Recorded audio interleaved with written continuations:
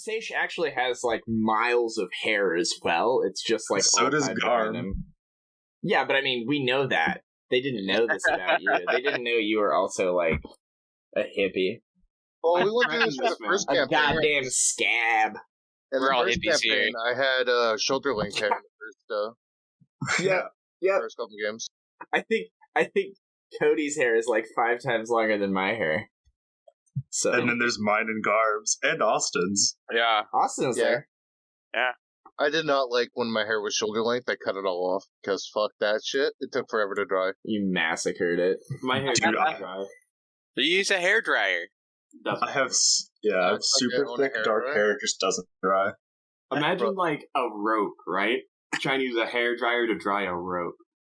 Do you see how thick some of my fucking dreads are? Yeah. Bro, it's Well, you like probably trying got to the use, thickest smell there. bro, it was like trying to use a hairdryer on jeans for me. Well, I guess my hair is thinning. we used to play Pathfinder in this channel. Now we just talk about hair. Yeah. That's We fine. all became Speaking women. of our sponsor, Rogaine. No, it's keeps. You get to keep your hair. See, I'm the before, and you guys are the after. Yeah. I could probably just like take a Sharpie You over gotta here just- and it'd look a little better. We'll also be sponsored by a weight loss supplement because of all the weight I've lost since the first campaign. Hell yeah. Rogaine, not the weight. Jesus. Alright. So, last time, you boys did quite a lot. It's been a spell, so maybe we should just recap kind of your existence in this campaign. Honest American from the start. Yeah, so you guys are the heroes of Kintargo, the city that is... I can get rid of the stream starting soon. So yeah, to recap, you guys are like the heroes of Kintargo, this city of liberty and equality and free thinking that happens to be inside like a very tyrannical, kind of evil, lawful, constraining empire. You're on like the fringes of it. It's bucked against the authority of leadership in the past, and most recently, its Lord Mayor has disappeared, fled the city, been killed, whatever you want to believe, and has been replaced with this puppet overlord of House Thrune, Barzillai Thrune. He's like a cousin of the Queen of Cheliax, and he has instituted a bunch of super rigid edicts that have caused the people of Kintargo to become very disillusioned in their government, and you guys are kind of the renegade rebel force, finding allies, establishing a base of operations, getting back, needling the beast of Cheliax when you can while remaining hidden so you don't get just squashed by the entire army. And you have found a couple of other organizations and joined up with them. Most recently was the Hell Knight Order of the Torrent, who are these Hell Knights that specialize in fighting pirates and, like, rescuing people lost at sea. After helping them out, they told you that they once raided, a long time ago, a thieves guild that operated in the heart of Kintargo, and that place has been, like, boarded up ever since, and all records of it have been expunged and destroyed. So if you guys were to acquire it, it doesn't even show up on any, like, city planning maps. So it'd be like a literal invisible base of operations. You guys have gone in there, you cleared out some cultists. There was a cult of Mahathallah, who is this evil deity of change and shape change and, like, deception and illusion and sacrifice. Their leader had beguiled Sezzix and started a romantic tryst with him, only to reveal as, like, an evil Machiavellian person who, like, murdered a bunch of children. She escaped. Probably never see her again. Things are fine there. And you guys secured the upper level of this thieves' den, and you opened the door to go into the lower levels. You encountered a ghost who was a member of the Thieves Guild, and she was like, oh yeah, there was like 3 of us. I was in charge of up here. There's another guy who's in charge downstairs, and then the third person was in charge of, like, warning our allies abroad that we were under attack. You guys have now gone downstairs, and you've fought some ghouls and things like that. The entire lower level is submerged underwater, as you're below sea level, and you have encountered scum, which are these delightful, kind of like melted fish people humanoids that are the spawn of aboleths, which are super scary, horrifying Cthulhu monster, Elder One beasts that dwell in the darkest places of the ocean and have, like, probably the strongest slew of mind control powers in existence, and have, like, droves and droves of creatures mind controlled around them. So it's, like, almost impossible to even get to an aboleth because there's, like, hundreds of things between you and them that have all been mind controlled. And scum are, like, their preferred creature of choice. You killed some scum. You came up north and you found some prison cells, and in these cells are a bunch of aquatic elves that have been captured by the scum and were going to be offered up as sacrifices to the aboleth when they, like, returned to the aboleth. They were like, here, we found this base of operations for you, and we found these aquatic elves for you to, like, eat or mind control or whatever you want. You freed the aquatic elves. They're very grateful for being freed. And they've armed themselves with some of the weapons from the scum, and now they're kind of accompanying you in the background. And yeah, that is where we left off. So your mission is basically to finish clearing out these aquatic levels, and then, like, report back to your allies and secure the place. And you'll have your new, like, actual base of operations that'll be big enough for, like, hundreds of people. You know, if anyone would join us. Yes, you do keep losing followers pretty rapidly. But you do... It's hard. You do have some favors you can always call in from that pirate captain. So. True. But yeah, let me push the map to you guys. He is gay, but he is not defined by the people he chooses to love, Cobra. He's also a pirate captain. That's the cooler part, you know? Yeah. I thought it was cool that we could try to have a four-way with him and his lover. No, I mean, the cool part they're monogamous. You sure about that? I am. As I roleplay them. I'll make a diplomacy check later. Yeah, for sure. I'll note that. But yeah, there's the map. You guys have just cleared out this area and found these scouts. Which and are I believe they were going to help us? Yeah, I'm going to just probably remove them from... unless you would like them to have a chance of being murdered. No, we should probably... Because they're, like, level 1 or level 2s, right? Yeah, they'll, like, secure the entrance area here. They'll hang out in the big main room. And they'll, like... If you guys, like, find a bunch of valuables, you can, like, leave it with them, and you have to carry it around. Yeah. They'll secure a little campsite for you. Yeah. But yeah. They can help us by holding the retreat. Yep. But yeah, what would you guys like to do? Let's copy and pasted a bunch of spells that we currently have running on us. Fantastic. They effectively say, ignore that we're underwater. Oh yeah, that's right. You guys are running as fast as possible through all these rooms. Yes, so they're like, well, my name's like... Oh, they all have names. The first one's like... Yeah, we give them a thumbs up, say, walk and talk. I'm Ava, this is Manu, and like as they're explaining, like, yeah, you guys just like wait over there. We got shit to do. And you just swim off. So yeah, there is some mask mode. Boop. You see there's like a door over here and a door to the south are your two doors that you see. Oh, we can go through the door at the south, probably? Yeah, the big double doors? Yeah. Sure. So this is a dock. Of course, it's all submerged underwater, as it's been flooded.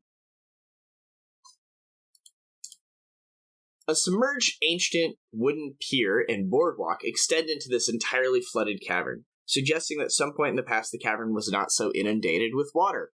A pair of strange barrel-shaped objects sit in the northeast corner of the flooded boardwalk, where long beards of algae hang from the cavern ceiling here and there, waving languidly in the slow current. So it's been submerged for a while.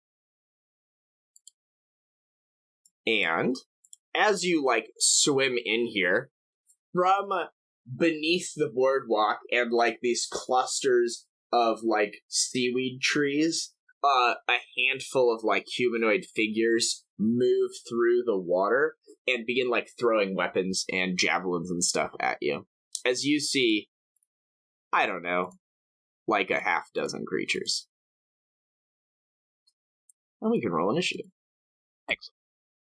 Sezzix, you're up first. Your keen rat eyes see motion, in the placid water ahead of you, and you're able to react first. What do you want to do? It's every square I have -2 to hit. That is a factual statement. Do you remember why I have a -1? You probably have some ability damage if you have a penalty to something. Okay. Yeah, Be better for me. Go ahead. we took some damage up above, but I thought we got rid of it. I know I took some. I'll look into it. Sezzix, it's your turn. Would it be better, asking the party, would it be better for me to just, move forward a bit than just wait till they get closer so I have an actual chance to hit? I mean, you could delay your turn until we, as frontliners, move up more. I was just going to say I move up then ready in action. Isn't that something I can do? If you ready there, you'll drop your initiative to whenever you shoot you. If you just shoot right now, they're flat-footed, you'll probably just hit. Flat-footed touch armor class is 10. You have wisdom damage from poison. It could be removed with a lesser restoration spell. I don't know if Garm had those prepared or wanted to take the time to cast those. It says wisdom, who cares? I don't make will saves anyways. I trusted you, Garm. Your shot goes wide. It just kind of loses so much momentum that it doesn't quite make the target. In addition to the scum, there are a couple of other interesting creatures. Blood-red spines run along the length of this frightening creature, which resembles a lobster in the front and an eel in the back. So that's party in front, party in back. Yeah. This thing looks frickin' horrific. And it's gonna go. It seems to move, almost with a suicidal lunge towards this person in front. It'll attack you with a claw. Huge. A 5. Take that. It's not gonna get there. Alright. The second one will go. It also seems to have a bloodlust in its eyes. As if it's too long for this world. A 6 to hit. Also not gonna get there. Yeah, these things come up to you. Buddy, you remember back when you were a level 1 Ogrekin, living on the farm with Ma. A young lad. Every now and then you'd go down to the crawfish hole in the holler to try and get some crawfish to boil. And periodically there'd be larger crawfish that one of your brothers called reef claws. And they're sentient creatures. And they're just kind of frenzied berserker type things. And I mean, you remember squashing these when you were level 1. So you're kind of over them. This was maybe a challenge back when you were fighting gray slimes at level 2 in Golden Sun, but now you're level 30. You got Ragnarok spells and it's kind of unnecessary. But they're present and they will attack you. Let's smoke these. Well, the scum get to go next, and not to be outdone by those creatures with their +4 to hit, they will also attack with their tridents at a +4 to hit. An 8, not quite gonna get there. Scum number 1 will go, and I mean, in for a penny, in for a pound, I always say. Another 8, not getting there. Tommy. Yeah, you see all these things come up, and they're just kind of floundering around Buddy, who's just kind of shoving their arms out of the way as they try to stab him and scrape at him with their claws. What do you want to do, Tommy? Can I make an acrobatics check to get here? Sure. All right. If that's something that would bring you joy. Yeah, I want to be in range of 2. Yeah, for sure. Bandy wants to flank. I mean, yeah, that will open you up to a savage attack from this scum. Okay. An 8 to hit. You're really good at rolling eights. I mean, I think I'd have to roll a 19 to hit anyway, so it doesn't quite matter if it's an 8 or any other number that's not an 18. I will do a cleaving finish with an overhand chop attack. Yeah, cleaving finish happens afterwards. Oh, okay. You can cleave. But you can't use overhand chop and cleave. Oh. But cleaving finish triggers when you kill something with a single attack, right? Okay, so whenever you kill something. Cleaving finishes off of any attack. Oh, okay. So I can overhand chop, and if I kill him, I get cleaving finish. Correct. Okay, that's what I meant to do. Sure. You certainly hit. It dies. You now make another attack. And I don't know if this one has overhand chop on it. I don't think so. Okay. You can give back full health, and When you make a single attack with the attack action or charge, so you just do slightly less damage on the second one. If you give him back full health... You do 2 more hit points. 2 less hit points. He is staggered. He is at 0 hit points exactly. The second one is. You just kind of come up, and you drive your scythe through one, and then because the water makes it so easy, you fluidly drag it up through the other one. He's still impaled, and he's, like, holding onto it. There's blood everywhere. He looks very, like, surprised and upset as he's, like, trying to, like, hold his intestines into his body as you, like, rip the scythe out of him, and he's just like, just, like, confetti. Like, it's, like, flying out, but it's, like, organs. It's pretty fucked up. Yeah, buddy, you watch, like, these 2 creatures next to you just get disemboweled. Just, like, horribly disemboweled. Excellent. I'm going to attack the Reef Claws, because they attack me first. Oh, yeah. That's what they call a justified shooting. Yes. Coming right for us, that's what they say. Coming right for There's no castle doctrine. Yeah. In Kintargo. I can take a full round attack here. 2 claw attacks. Are you raging? Yeah, I'm raging. Oh, sounds good. 18 and 20. I mean, it says hit there, so I'm going to say they hit. Excellent. All right. That's what I like to see.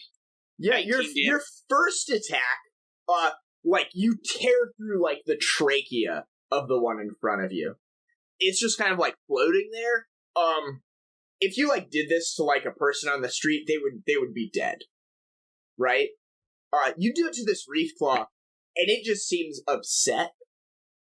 It's certainly, like, mortally wounded.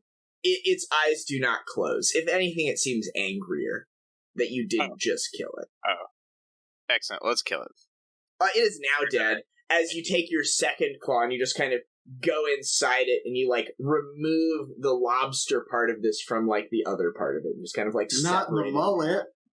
Not the lobster mullet. It's super dead. There's, like, 2 chunks of it floating in the water around you. There's just, like, a red mist in the water. Excellent. Oh, you have a bite attack? I do have a bite attack. I'll bite the other one. Sure, yeah. Everyone up.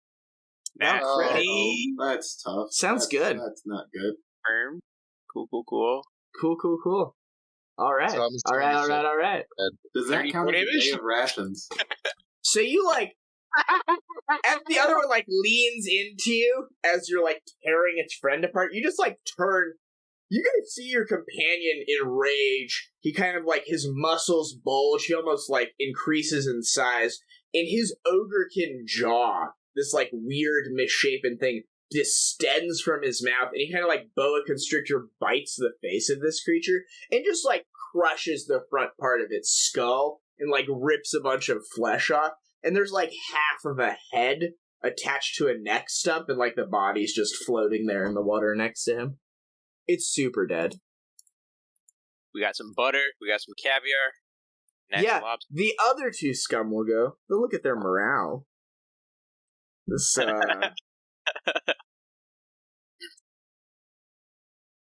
One of them will charge you with their trident. They're gonna get +2 on this because they're charging. So get ready for that. A 15 to hit.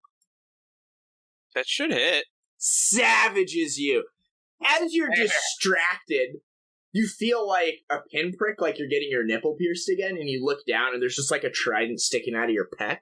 But it's only sticking out like, it's only in there like an inch or something. And the reef claw, or the scum, like looks up at you like deer in the headlights, like, oh god, not me too. The other scum will go. He had the good fortune of going last, and he swims this way, and then he swims down this corridor. Out of sight.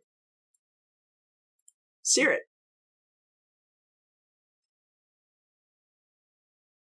I'll just come up to here. It's kind of hard to, like, see past everything that's happening, as there's kind of, like, some parts and viscera and just, like, kind of almost concealment from just, like, the sheets of blood that are floating in the waters. But you see that one in the back scamper away. Oh. I'm far away. Yeah, I'm just gonna poke Tommy with a wand. Sure. Tommy, you can heal 6 points. I'll pass it. Yeah, Sezzix, top of the round. In the amount of time it's taken you to, like, fire your gun once and reload it, you, like, look up and there's just, like... It's like a war zone. Like some sort of creature has gone on a rampage here. Like some weird monster got a crit bite. Yeah. Yeah. Weird monster. Are you gonna take that, buddy? Quite I mean, demandable. mechanically, he's you can still take. raging. You know, you can take attacks on your teammates. Awesome. Dude, I'm like Loki in the Avengers movie. Like, oh no, Yeah. my greatest weapon is Austin. You brought the greatest weapon with you. Exactly. I'm like the Hulk. But no, what do you want to do, Sezzix? I'm just gonna shoot 3 bullets. Oh, just 3. Okay. Yep, those all seem to strike true.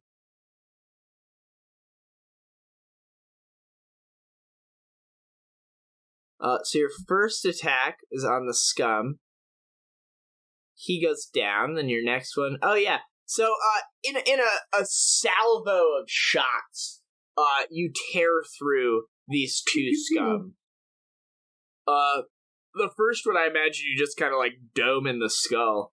And then the other one you just shoot twice. And yeah, his body's ripped apart. The bullet has enough velocity since you're this close, or I guess the shot has enough velocity since you're this close, that it just like punches like, I don't know, like 8-pound cannonball holes through this guy underwater. And there's just like little shotgun blast holes on his back. They're super dead. There's like a macabre scene of body parts just in this haze around you. Tommy, what do you want to do? I'm gonna take a double move action. Sure. Yeah, do whatever you want. 30.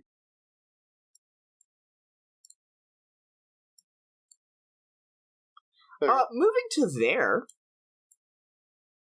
you can see.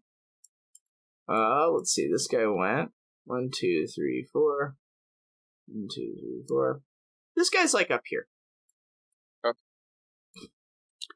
And you see what appears to be a larger chamber down there.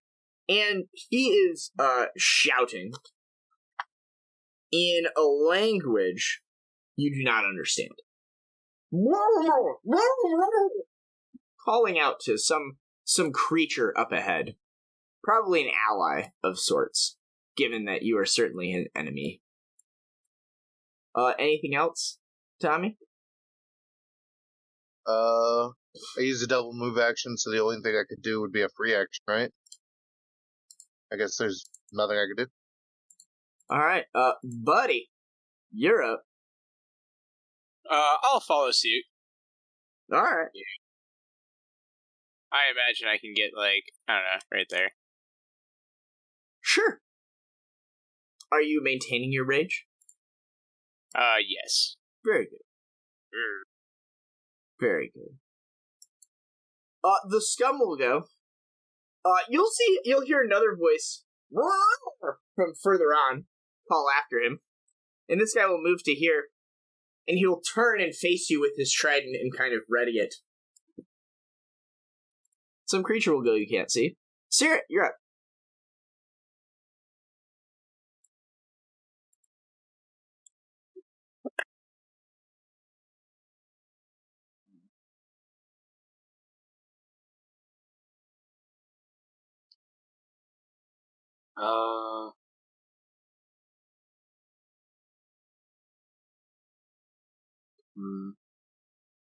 I'm 5 feet off from having line of sight of this asshole. What a piece of shit.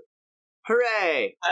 That's racist. We're all winning today. That's so racist. Very well. I will walk to here. I will cast Bless. Okay. Everyone gets +1 to hit, +1 to features. Sezzix, you are up. Yeah, I also just need to double move. Very good. Very good. Well.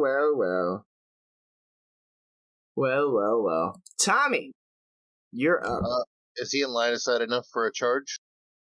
1, 2, 3, 4, 5. Well, let's read the descriptive text of this area and see how narrow that is. Evens, you can charge him. You got it. Alright. I can't charge with overhand chop, can I? No. Yeah, it said so on overhand chop.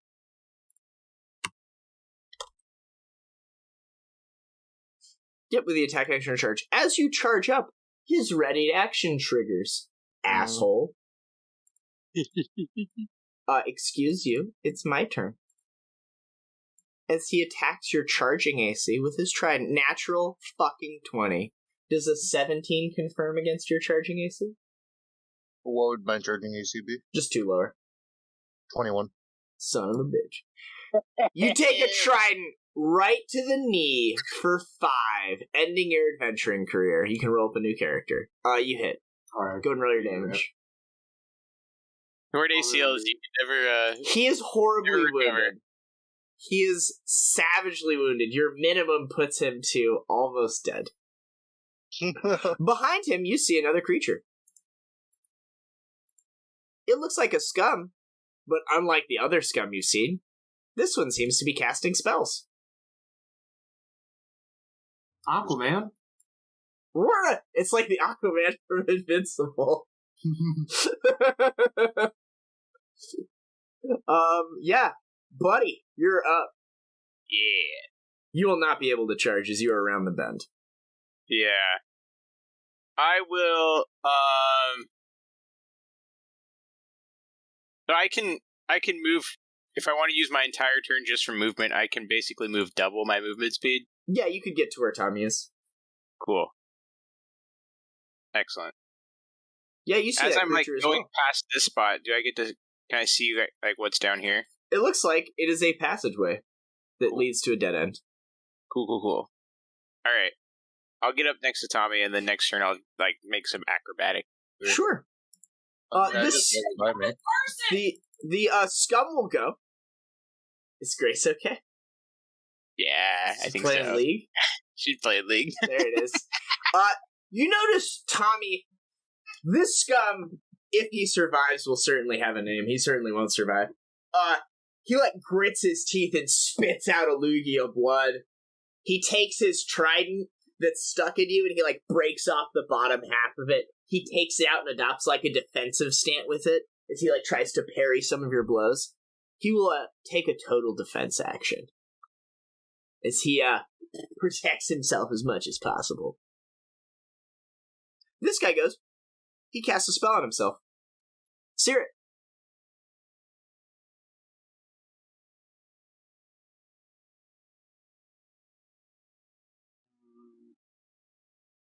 You get to there, you see a little wall of people at the top of the stairs ahead of you. You scum. Whole person. DC 13. Haha. You fool. He's not people. Immune.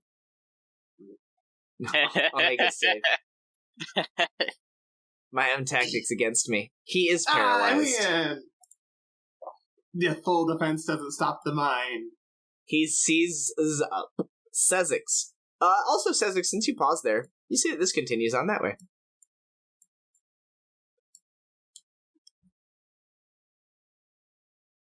Do I see anything down there? Do you have dark vision? Yeah. What is it? I think 60. Yeah, 60 feet. You can see like this far. You don't see any So all I see is it diverges. Yep. Or it splits off. Indeed. I will just keep following my companion. Sure. Right about there. Very good. Tommy. I guess I just murder it.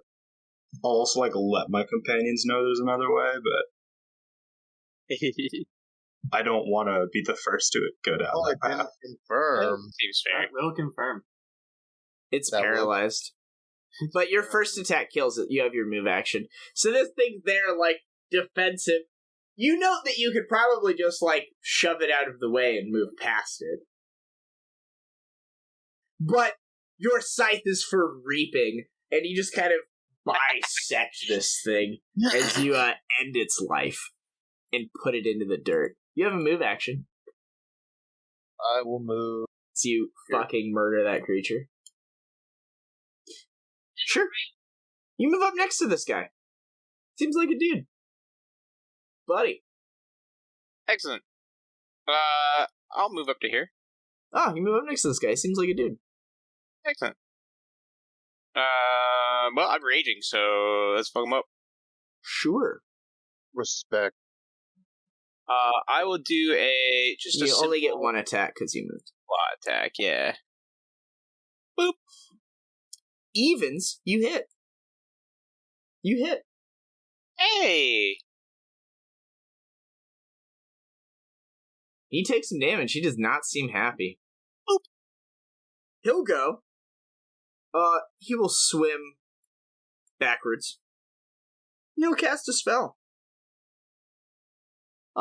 Tommy seems much more fearsome, so he'll cast the spell on Tommy. Tell me, good sir, what is the caster level of Tommy's freedom of movement? 7. It is dispelled. As he casts dispel magic. Dispelled a level 7 spell. That's mean. That is mean. Now Tommy has to do math. That's mean. Tommy only has to take a 5-foot step or 5-foot swim. He can't take. He can take a 5-foot swim and take full attacks, but he now has a -2 to hit, -2 to damage or something, or half damage, I think.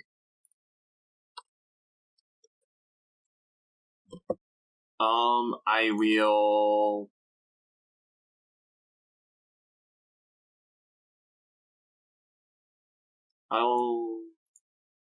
Yep, you have a -2 to hit, and you do half damage now, Tommy.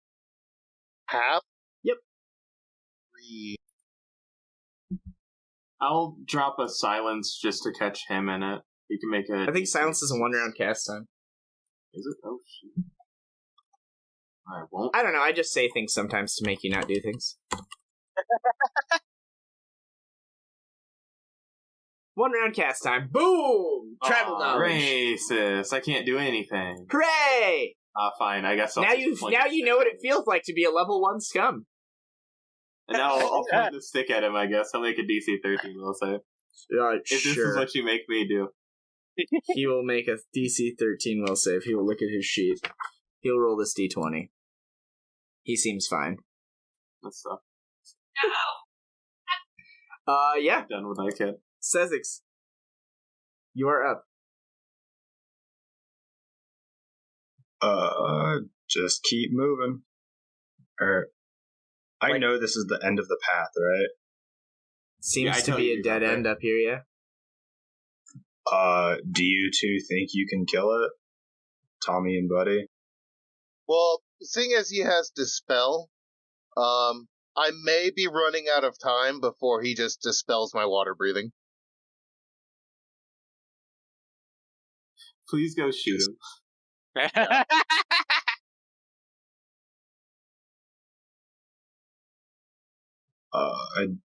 I mean, a -10 to shoot. I just need to keep moving forward. That's the problem. I have to use another turn to just move up. Yeah, but now he's cornered. You can always shoot him for the rest of combat. Yeah, but then getting back out of here is another problem. That was kind of my thought. -2 to hit. 5-foot step. You have a +1 though from Bless. From Bless. Yo, let's go. So it's just a -1? Yeah.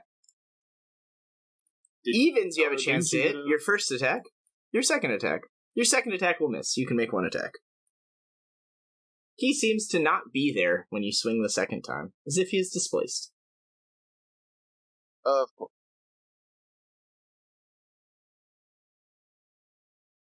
That will hit. Go and roll your damage. And divide it by 2. So he will heal 9. Sounds good. Buddy, you're up. Woo, that's 5-foot step. Sweet. Let's take some attacks. Do it. Raging. Your first attack has a chance to hit. Your second attack misses. Your third attack misses. You may make one attack. Okay, cool. So we'll ignore the second dice. 20 for the first one. A 20 will miss. Really? Indeed. Fuck. Okay. He'll go. He'll swim. He'll provoke an attack from each of you. Tommy, your attack has a chance to hit. Buddy, your attack misses. 1, 2, 3. He'll go. 1, 2, 3, 4, 5, 6, 7. He'll attempt to swim past Garm. Listen. I get to roll an attack on him, right? Yeah, you get to attack him. That will miss. See, Garm, I should have stayed back. Yo, Garm, a 16 against your CMD. Definitely passes. He swims to here, and as he's moving, you see he draws a slender ivory wand. He points it in your general direction, and fires a lightning bolt through all 4 of you. Everyone make a reflex save.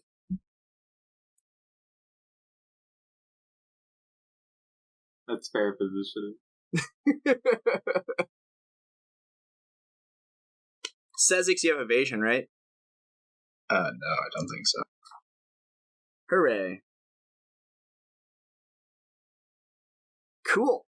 Sezzix, you'll take half, the rest of you will take full. Massive damage of 5d6. So 16 or half to all of you. As lightning racks through you all. Caerrat, you're up. Sweet mercy. You also notice he has claws and things like that. Yeah, I don't like that. Because he's still a scum.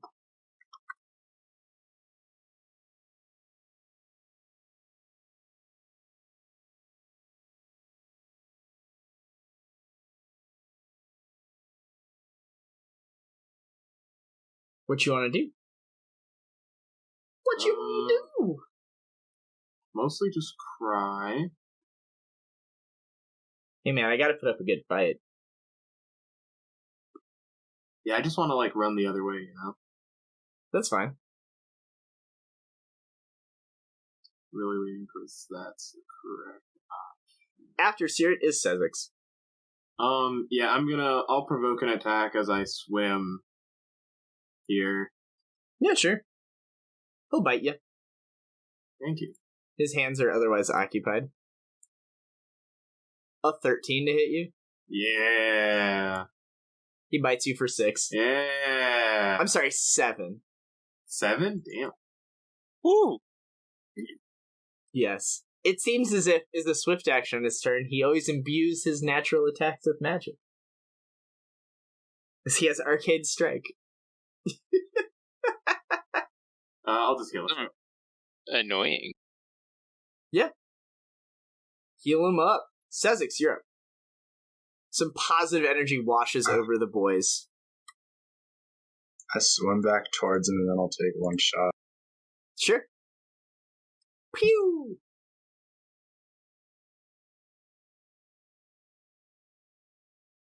That will hit. Evens, it will hit. It hits. He takes it. He looks bloodied as that shot strikes true, as you blast him in the chest. Tommy. What does losing freedom of movement do for my move speed underwater? Nothing, because you have swim speed. Okay. But, You still have a swim speed of 30. You just have -2 to hit and do half damage. This is as far as I can move, unless I double move action. Which actually I will do. Sure. Buddy! You're up next.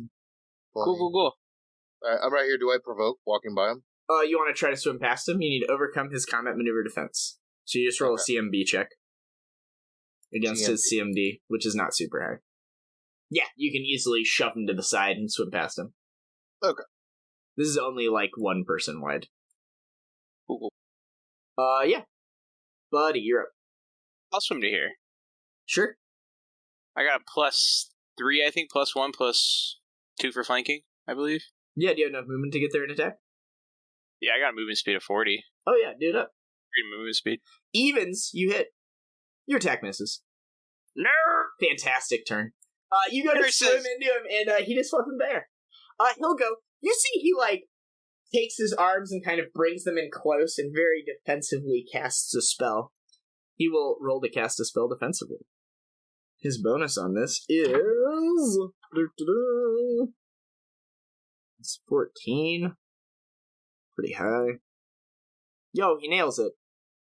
What is the caster level of Buddy's freedom of movement? Is it the same one? 7. He is unable to dispel that one. Yeah, cool. And then he will 5-foot step to here, so he can only be attacked by both of you still. Cerrat. But not flanked. No, we'll see about that.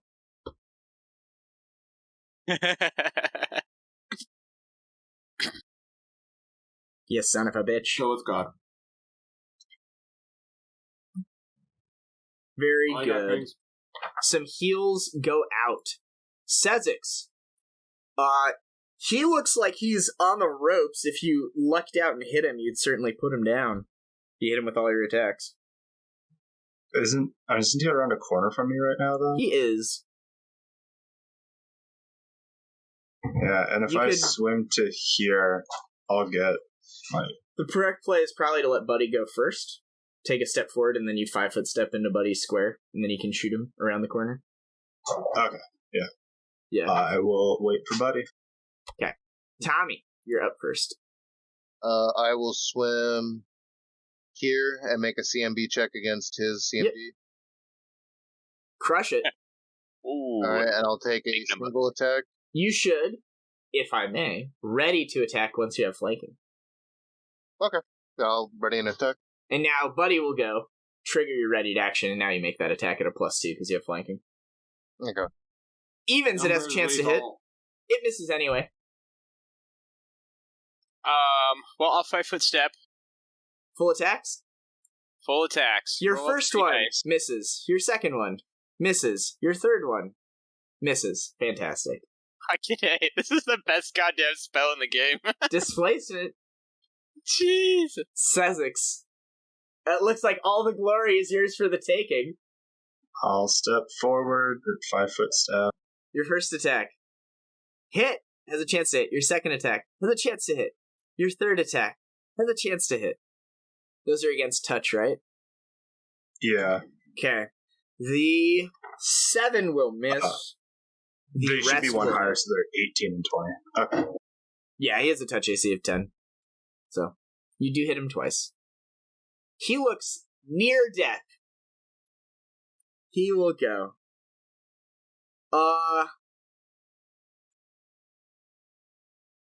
he will hiss. And he will wonder what the greatest thing he could do to cripple you for the rest of this combat would be. How malicious is he? High roll, he's super malicious. He's super malicious. He hisses at you, Garm, and he takes his wand of lightning bolt and he snaps it in half.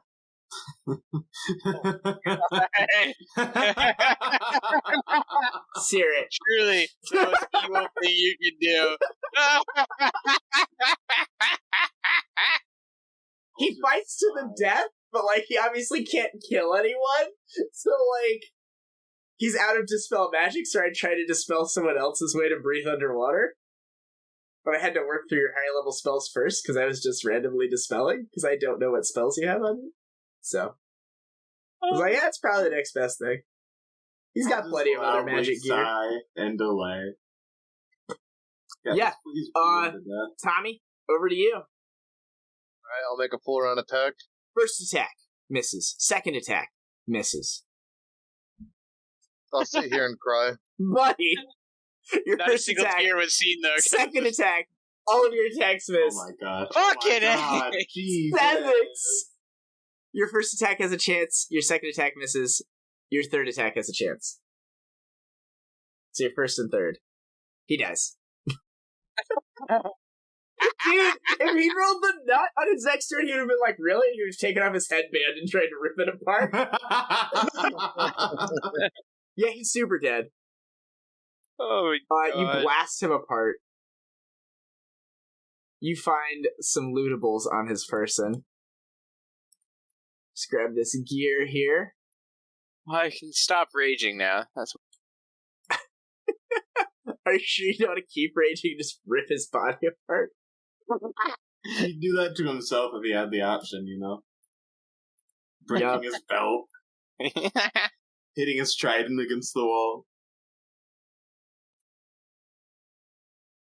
Yes. So you find all this stuff, except for the Wand of Lightning Bolt. I've done all I can to ruin you. Now that the immediate blinders of combat have dropped and you're able to kind of take in this chamber you're in, I'll describe it to you. Phosphorescent lichen. Whoops, didn't mean to do that. Whatever. Phosphorescent lichen grows on the walls of this cave.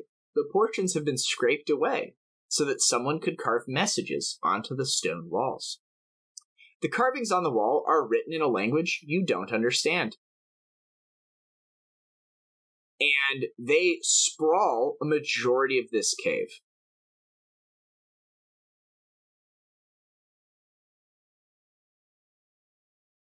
It seems as if this guy had a hammer and chisel with him, and he was carving stuff into the wall here. Does anyone speak Aboleth? You do not know what these carvings say. This looks like a secret chamber. This door, the end of the passageway you're in right now, Tommy, as you look behind you, it looks like one of those secret doors, but from the obvious side. So that thing next to you opens into this area. Gotcha. Yeah. What do you guys want to do? I'll make my way back into this area here. Among the stuff that you found on his person was an amulet of natural armor +1 and a headband of intelligence +2 that you may wish to distribute now. I already have an amulet of natural armor, so I can go to Buddy. Cool, I'll take it. Who wants to be smart? So you want to move into this area. So it looks like the passage goes to the left or straight ahead. Looking straight ahead, you see the eastern wall of this low-lined cave is riddled with 1-foot diameter holes. That's what all these are.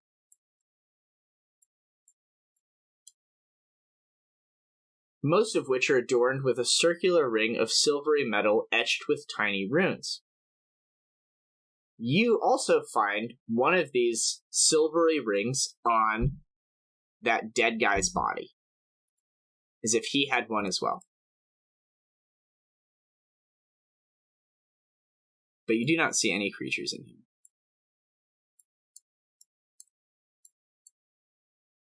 as you guys haven't moved into the room yet.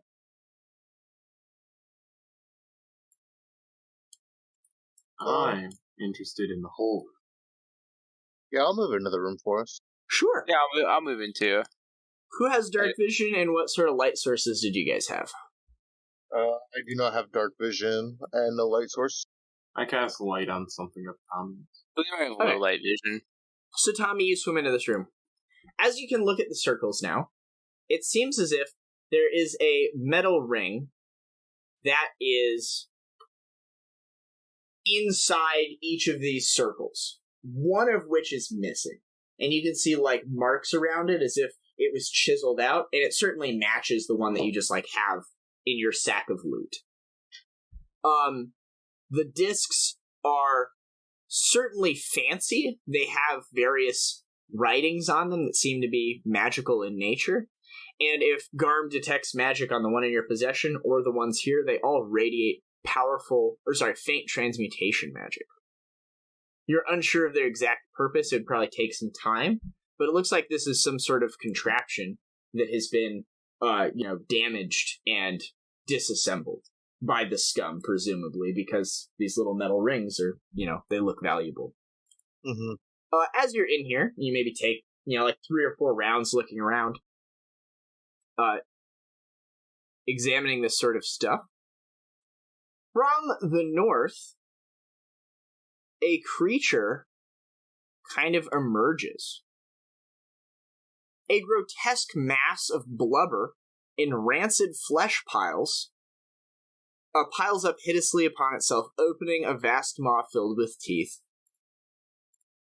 You see a dude, and he looks to be having some trouble getting through this little passageway. Boop. And he's kind of like sliming his way down it towards you. And you see him after he moves to there. Sezzix, you react first to this horrific blob monster. I will find a picture of it for you.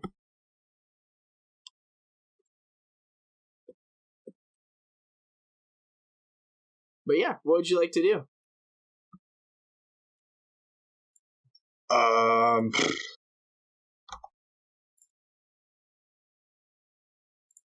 just go right here and then take one shot at it. Sure. That looks like a good thing to put your dick in. It's a globster. It's just a little glob man. I like a little bit of teeth. So you're going to move to there and then shoot it? Yeah, I was counting how far away I was. Whoa. You certainly hit. Your attack seems to do no damage. The bullet, certainly hits him and just kind of, and then, slowly floats through his membrane. Caerrat, but you did not miss. It's important that you didn't miss. I just want you to know that you were successful in shooting him. As he is occupying a 15-foot space. You're basically shooting a wall.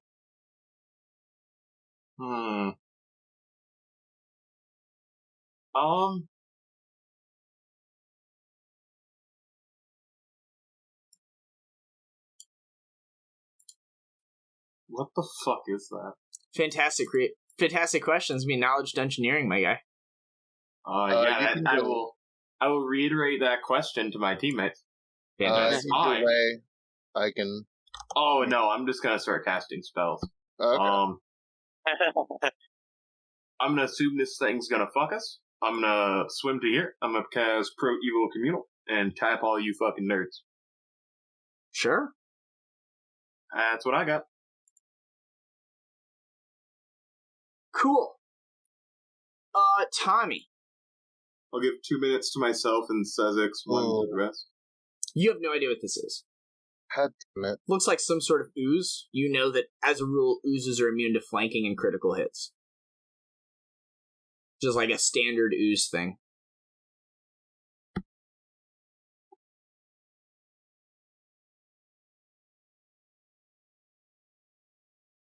Oh, it's still my turn. Yep, still your turn. Can I reach it from here? Do you have a reach weapon? I do not. You have to be one square closer then. I'll put him back a little bit so he's in the square. Yeah, you can reach him now. As you now get up closer to him, and like kind of the full brunt of the creature is weighing down upon you, it smells fucking horrific. Give me a fortitude save. As the stench travels through the water here. A 26, you crush it, you're fine. Do it up. Alright. I will take an overhand chop power attack. A 17 will hit. No, it won't. I have minus 2 to it, or minus 1. +1 from Bless, though, right? So a 16 will hit. Okay. This creature is squeezing currently. It will do half of that damage. I'm also don't have freedom of movement anymore, so it'd be Half. I don't know if that's half. Okay, that's yeah, half. that's why it's half. Yeah. Okay. It'll go. Well, there's a thing next to it. It like is gonna attack you, but as it does this, it's also gonna like move above you and below you out of the chamber. So it's gonna keep moving. It'll just provoke from you. It doesn't care. The passageway around you is like 10 feet or 15 feet tall. So it just kind of like slides above you and below you and will like reform on the other side. So it's no longer squeezed. But you can make an attack. Those are squares. You totally hit.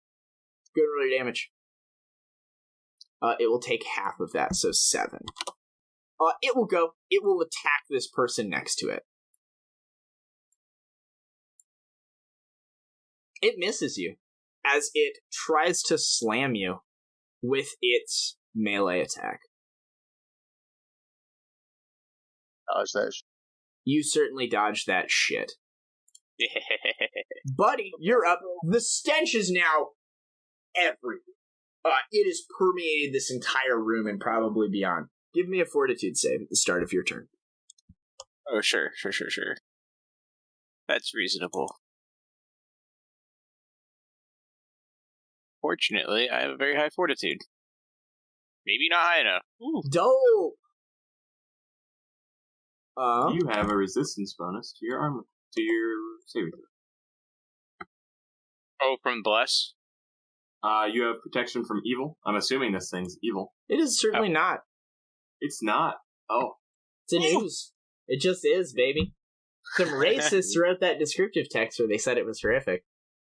I certainly would have described it as such. I hear horror and hear evil, you know. Buddy, you are sickened. You just have a -2 on d20 rolls. Cool. And I think damage as well. Alright. Well, I'll move up. Yep. And damage rolls.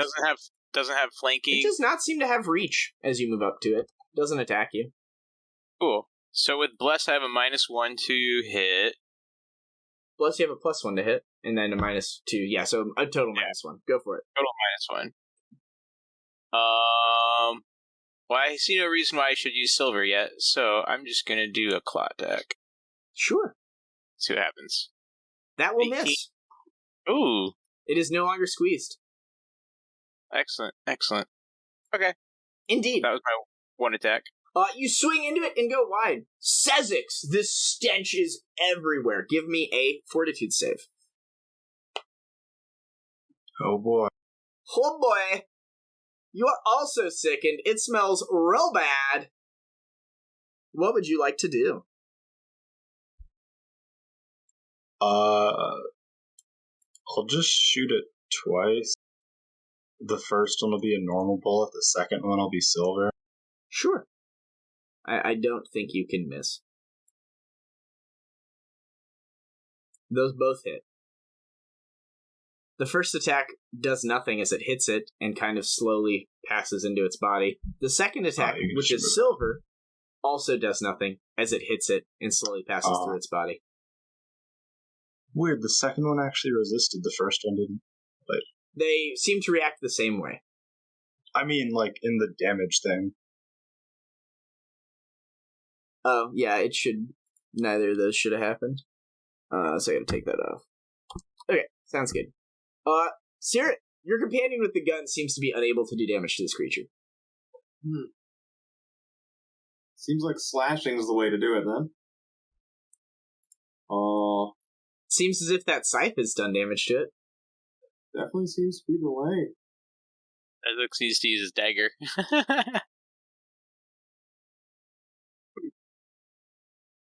Oh. Can I stand here? Sure. Sure. I'll pull strength, buddy. Alright. +4 for 5 minutes. Tommy. +4 strength, you said? Oh, give me a fortitude safeguard against the stench. You are also sickened. See, I'm used to smelling cow shit out on my farm. Tommy! You are up, buddy. Yeah. Alright, I'm gonna take a full round attack. Yeah. The 24 hits, the other one misses.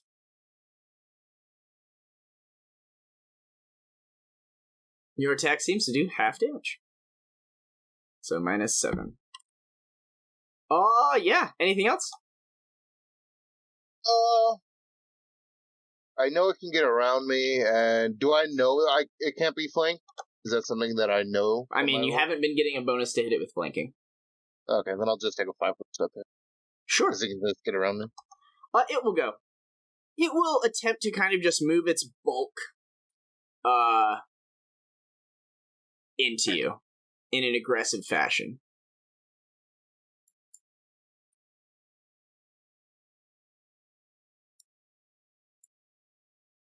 Oh, it didn't work. I have to just do it this way, maybe? I do okay, I do a +4. There we go. Boop. It misses you. As it attempts to just kind of slam its body across you. That was its turn. Buddy, you're up. You guys are sickened for the remainder of the time you spend around this creature. It is very smelly. Excellent, excellent. Well, we're going to make some full round attacks now. Sure. Do it. Here are 2 claw attacks and a bite attack. You got 2 hits. Excellent. Oh, sorry, those all have -1, but I imagine a 23 is fine. Yeah. And how much reduced damage? Is it -2? It is -2 to damage, but you have +2 to damage from Garm, so it should cancel out. Unless you have a strength belt, I don't know. I already inputted the strength in, so I'll just -2 every rolls. Do you have a belt of +2 strength or anything like that? I don't. Okay, sounds good.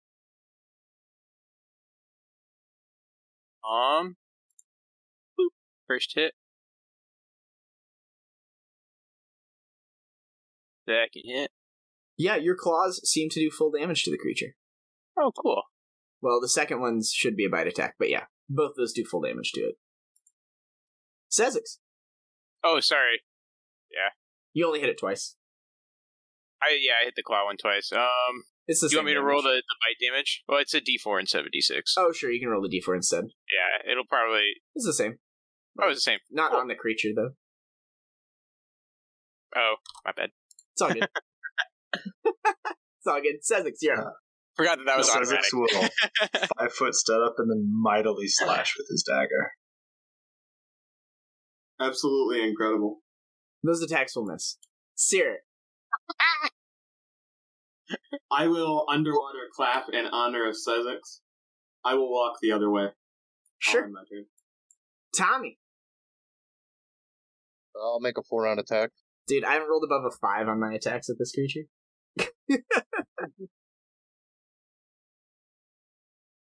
One attack will miss, the other will hit. Go ahead and roll damage. It is still up.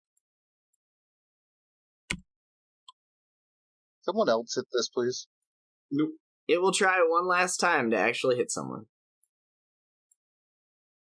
Yo, we finally did it. It will attempt to grapple you. Yo, it actually does it. You take a ton of damage. It's kind of racist you dispelled freedom of movement. He's literally the only person I could do it to, and he happened to be there. Kind of really racist. It hits you for a boatload of damage. As it bites you, the ooze part of it kind of grabs you and starts shoving you into its mouth, and as it crushes your body, you take additional damage. You take 36 damage. Alright. It smells even worse inside here. Give me a fortitude save.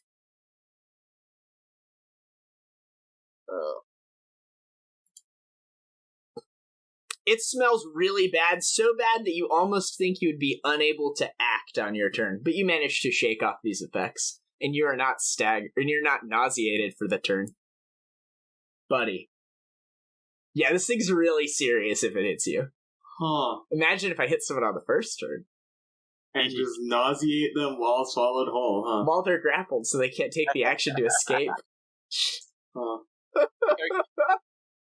Buddy, your companion looks to be in a really bad way. You should probably murder this creature. In here. You have one hit. See what the bite attack is. Yo, I think it is still dead anyway from your one hit. Excellent. Well, it's a -2 to damage. We'll see. Oh, whoops, I rolled the wrong dice. Just like rolling 7 attacks. Just keep going. Just keep going. We just keep going. There we go. That's 18 damage. You hit it and it kind of like quivers a little bit and gurgles, and it like releases Tommy as like its musculature begins like dissolving. And you see that this creature is like mostly just like a water sack that is now bursting everywhere, and it just kind of deflates. And yeah, it's super dead. It smells fucking horrendous where this thing was. There's like super well digested creature parts and like other things here where it was. But yeah, it's nasty. So it has, when it kills the living creature, it creates a spawn. Whenever it slays a creature, their bodies decompose. And whenever it's been hit by a creature, it has to make a fortitude save or be nauseated for a round. And then it has grab, swallow whole, and constrict. It is immune to acid, bludgeoning, piercing, and it has resist cold and electricity. So it's just immune to your gun. That's funny. But yeah, it's super dead. So in my D&D campaign, my character can't smell. It's just part of like a role playing thing. And so actually, when we see creatures like this, it doesn't actually affect me. Pretty funny. Nice. But yeah. Anyway, looking ahead into that room where that creature came from, the walls of that clave are encrusted with filth and sludge. A mound of awful sloppy mud, bones, and other refuse line the center of the cave below a 5-foot diameter hole in the ceiling. And you can look up through the hole in the ceiling to, like, an opening that's not filled with water. This was their garbage disposal. They just dumped stuff in here, and then this creature ate it. So we just killed our own garbage disposal? Yep. Aw. that's too bad. Well, They're pretty you have serious those Zodiac garbage friends. disposal, man. You Yeah. have those Zodiac friends. They're our garbage. We could probably hire them to be garbage disposals. You Yeah. could certainly just put your ODX down here. But yeah. What would you guys like to do? You still have those buffs ticking. You've got this larger chamber to the west, and a couple of unexplored places to the east. Probably go to the larger chamber. Go to this larger chamber? Sure. You guys swam over there. How long do I have bull strength for? 5 minutes. I'd say you 5 still have bull strength. You probably don't have bless anymore, as you spent like a couple of minutes identifying stuff, putting gear on, healing up, and then you came up here and like spent a couple of minutes investigating what this arcane contraption was that's broken, and then battling that creature, and then healing up, and then deciding which way to go and all that stuff. So Probably like 3 minutes of bull strength left then. I'd say like 4 minutes because you like just finished fighting this in the Sounds good to me. Like, You so don't bull have to stop strength me is in still an extra good. minute. That's Thank you. longer than I last normally. Nice. Nice. Real nice, Garm. Be classy in This this is a kids' TV show. It's TV show. We had a threesome on this show. I faded to black, dude, and you guys are just really good friends. Okay? Yeah. Best friends. Everyone knows that. I'm gonna refill my drink too. I'll be right back. We're just 40-year-old friends that, live together. Okay, when they get back, I'll describe the room.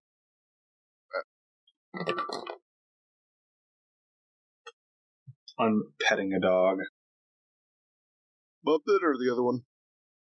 Muppet. The other one's lying next to me. And then the menace is licking its paw over there. Garm, did you just come in with a jug of drink? Of watermelon Arizona iced tea? Yes. Oh my god. Dude, can I just come over? I also have grape hemp rolls. Oh, I don't like grape. Oh, well, I I also usually get have blueberry. mango pineapple. Okay, I fuck with that for sure. I also have a kitten. Okay, dude, can I just come over and lay in your bed? It's a pretty good life. I have a Can second. you see the kitten, Garm? Oh, I can see kid. Oh, that kitten looks like Huey.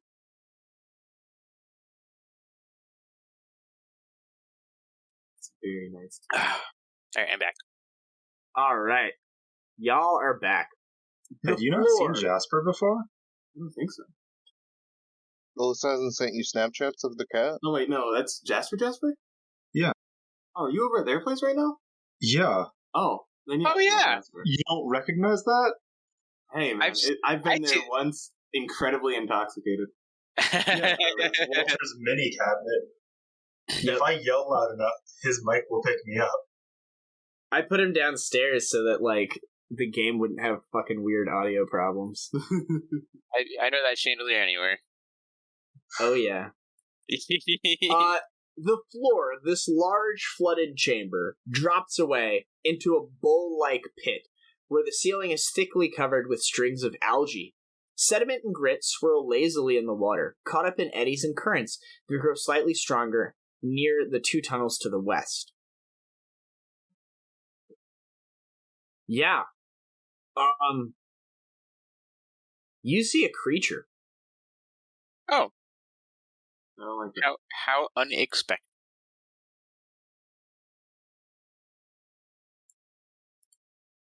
It is this thing. Oh. But it is not currently fighting you. It's just there. Is it called a concluding?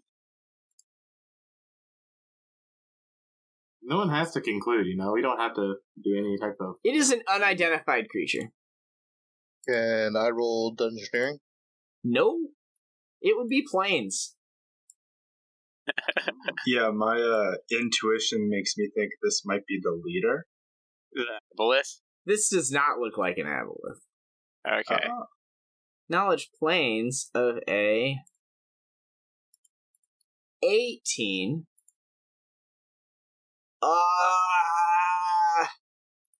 Evens, I'll give it to you. You think that this is a drowning devil. a devil? God damn it, a devil. Can I try to talk to it in Infernal? Sure. I will make a diplomacy check. Tell me what you say. Hello there, great creature. We come in peace, and we would like to talk with you. You address me well, mortal. You may come closer. Alright, I'll walk to here. Sure. You see next to him that there is a large scallop shell. Like a giant shell that would have a pearl in it. And it's comically large. It's a medium creature-sized clam. And it's on the ground next to him, and he's sitting next to it. It's maybe an end table if he was sitting on a couch. It's sitting there. And you see it's popped open. There's nothing of value in it, but there's some writings in a language you can't understand, and it looks like stuff has been scrawled in there. And he's like, yes. What brings you to my domain? Does Caerrat speak Infernal, or just me and the party? Yeah, he'll be speaking Infernal to you, as you spoke Infernal to him. Okay. Am I the only one who I do speaks not. it? Okay. I'm a good guy. I speak Celestial. We'll have words about this message. Okay. Yeah. Great. Beast. I would like to ask, can you speak in common so the rest of my allies here can hear you? Yes. He'll speak in common. Hello, mortals. This is a great man named Caerrat. He is our diplomat, and he can help communicate what we would like to say. Well, we're Yes. just passing off. The negotiator. Yeah, he's the Obi-Wan. He's got the charisma. I'm just up here. He, takes his hands, the fingers of which are just, fucking, octopus tentacles. He has, a dozen octopus tentacle fingers on each hand, and he'll take them and kind of just, squirm them in, an evil finger pyramid. And be like, yes, the negotiator. Thank you, Tommy, for this introduction. I appreciate what you've done here. Hello, Mr. Devil. How do you feel about what's going on upstairs? I do not know what transpires beyond my domain. What makes sense, motive? I'm naturally trusting of devils. They lead me to a good direction. Yeah, I mean, he doesn't seem to be lying. Seems as if he stays in this area and doesn't go upstairs. So you've been down here since, I would presume, or you came in here with the scum, then you're in charge of them, relation to their master? I predate those petty creatures. Oh, you're with the old Thieves Guild. Yes. I was in their employ, shall we say. You were, Guildmaster Bacchus's. He'll narrow his, black, void-colored eyes and be like, yes, Brachus bound me to this place. The scum have proved amusing. They claim to, their leader has spoken with me. He gestures at the conch shell. He has, agreed to speak to their aboleth master on my behalf and see if my contract can be nullified. Do you know where your contract is? He shakes his head and he's like, no, the guildmaster hid it well. Despite his passing, I am still trapped here for all time to answer the questions of inane travelers such as yourself. I love it when they trap you guys like this. It makes me so happy. Yes, I am bound to this realm. And you are in it. And he'll kind of pointedly say that. Choose your words carefully. Valid. Can I whisper to Garm to see if there's a contract in those notes we found off the guy? I'm assuming they're around here somewhere, but we haven't found any contract for him yet, have we? We grabbed a note and a letter. You have a bunch of documents upstairs that you have, I imagine, in a sack with someone that has life bubble on them. So they're not completely soaking wet, or you left them upstairs. Probably just left them upstairs. Yeah. I don't read good. Yeah, So the camera will pan up to the pile of papers, and there's definitely a book that was Guildmaster Brachus's book up there in that pile of shit. I mean, we could just ask him if it's okay if we leave and see if the contract is upstairs with Lord Brachus things that we found. Yeah, I mean, if it is, then we'll trade you your freedom for that conch shell. He looks at you quizzically and be like, but of course, the conch shell and all of its treasures can be yours for my freedom. He gives you a nod. Can I make a sense motive check on that? Sure. Oh, it's a horrible trade in our favor. He seems very confused that you just want this mundane conch shell, but he'll give it to you. This is the... Basically, he was in the process of hammering out a deal between him and that scum that you just killed. And this is the thing they were writing it on. This is just a piece of paper. It's just like a nice conch shell. No, that's why it's writings you can't understand. It's an aboleth. Oh, I thought it was like... I thought he was communicating with the aboleth through the conch. No. Oh. He and the scum were just working on a deal. This is just like all their paperwork. Oh. So he's like, yeah, you can totally have this. It's worth a few $100 gold. It's like a big shell. It's like valuable to mortals. Yeah, you can have it. With abyssal etchings on them. Yeah. I was just kind of want to get rid of this guy, you know? Like, Yeah. I don't want a devil in our basement. Yeah, he's I also would like to leave. One can only drown so many interlopers before it becomes tiring. Yeah, I get that. We understand. So what do you say about letting us go upstairs real quick and take a look for you? One of you stays here as a sign of good faith. When the others return, if they are still alive, you will know that I am genuine. And I assume you will return, otherwise they will not be alive. And then I will know you are genuine. You may choose among you who stays. I'm not a monster. Our good faith of the conch shell is not enough, apparently. We are simply asking to get rid of you. What's to stop you from going upstairs and marshalling an army of paladins and do-gooders to rid the world of another devil? I just kind of shrug at him. Look, I'm the do-gooder. I'm the one that they rallied to do this. Ah, very good. Then you will stay. Else. I don't think we can find anyone else to come and deal with you in this town. I was just gonna stay because I could speak Infernal back and forth with him. I think he'd enjoy the conversation. You can make a sense motive check. He will make a deal with you as a devil. They love making deals. He will not cause any harm to befall this creature, nor will he kill them in like 24 hours. If you guys come back within that amount of time. If we come back within that amount of time. Yeah, basically, like, you guys have like a day to kind of get your ducks in a row. He has a day to hang out here. If you guys don't show up on the second day, all bets are off. We have life bubble though, so like we only have like half an hour or something left.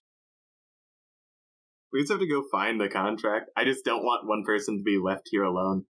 If you mention that you only have so long on life bubble, he'll be like, oh, he'll like cast water breathing into his hand and be like, who wishes to stay? I'll just give it to them. I have the worst will save, so I'll volunteer. We just like, buddy, here's a friend for you. You can whittle on some toys while we, Sure. You could, Garm's like, don't split the party! Don't split the party! But go ahead and make your sense motive checks. I only see one sense motive check from his recent deal. I will make an opposed diplomacy check. Arguing with an evil creature to work against his nature. I'll take a +2.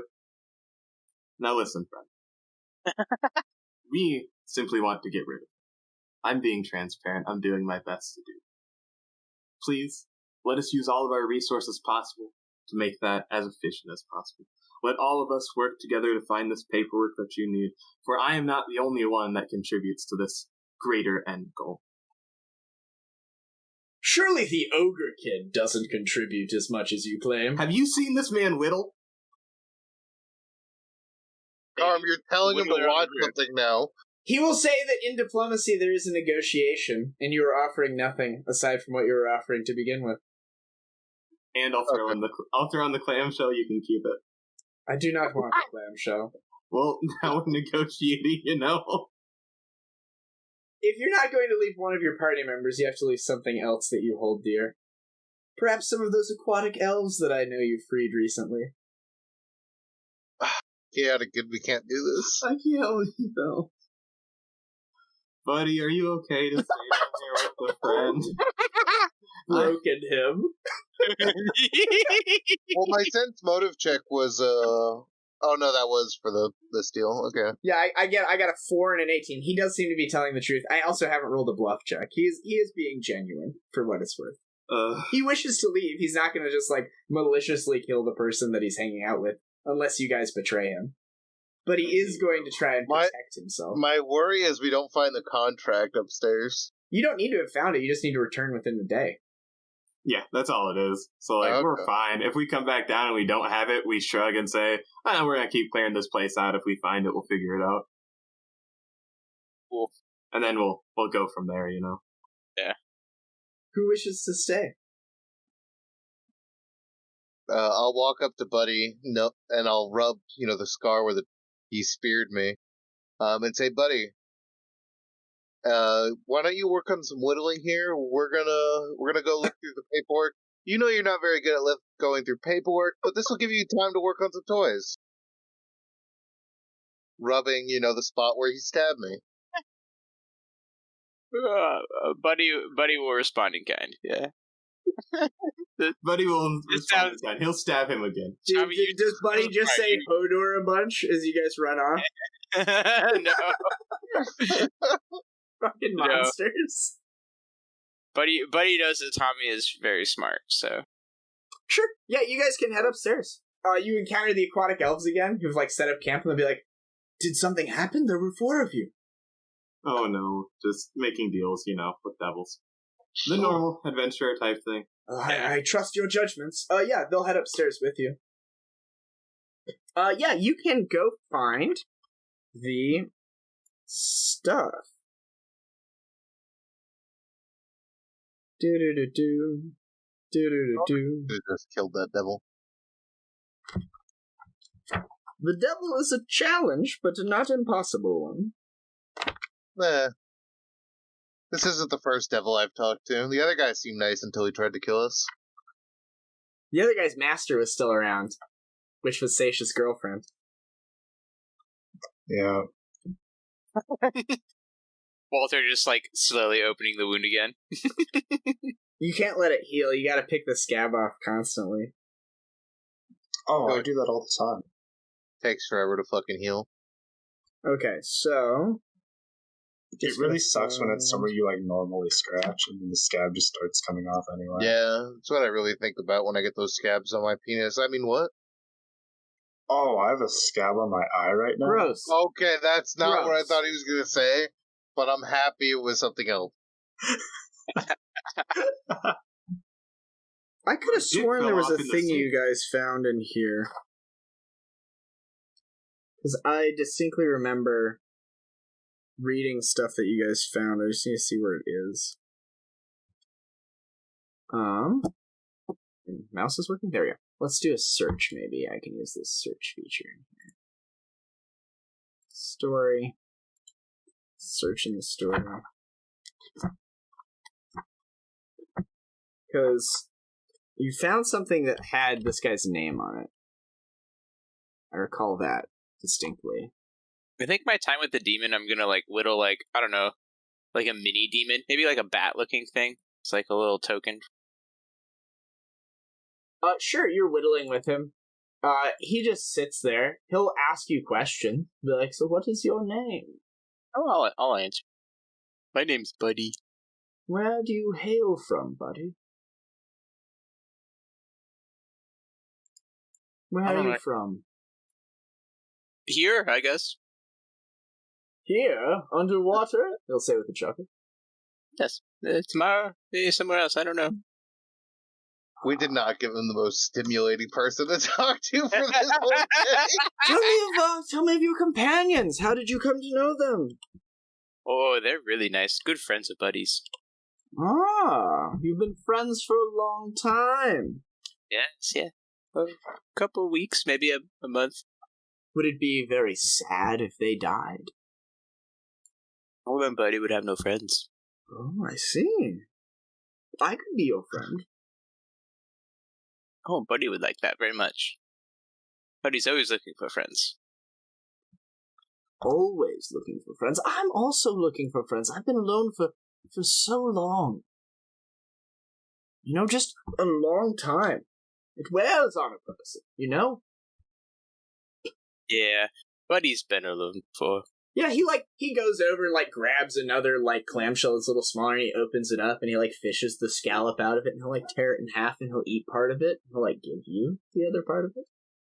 Yeah, sure. I did have lobster earlier, but this looks good too. Buddy, tell me, what do you think of your greater purpose in life?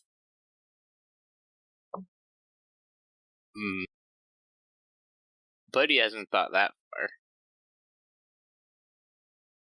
You should always be thinking towards the future. Why, I could see great things for you. Like what? Have you ever envisioned yourself a rich, wealthy man? Many friends? More friends than you could count on both of your hands? To wiggle all his tentacle fingers. I could help make that happen.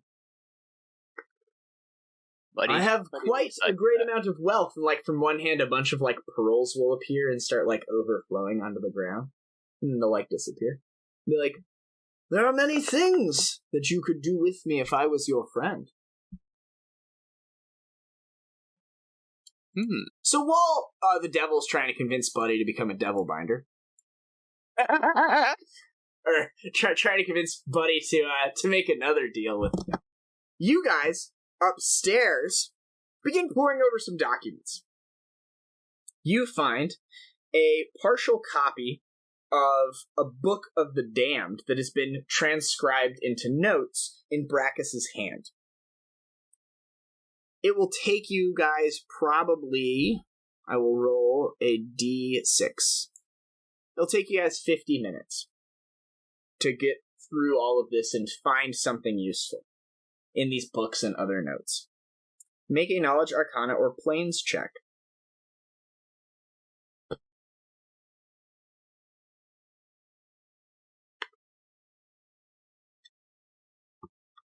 Wow. Oh. Oh. Is that the only person that has this? I have...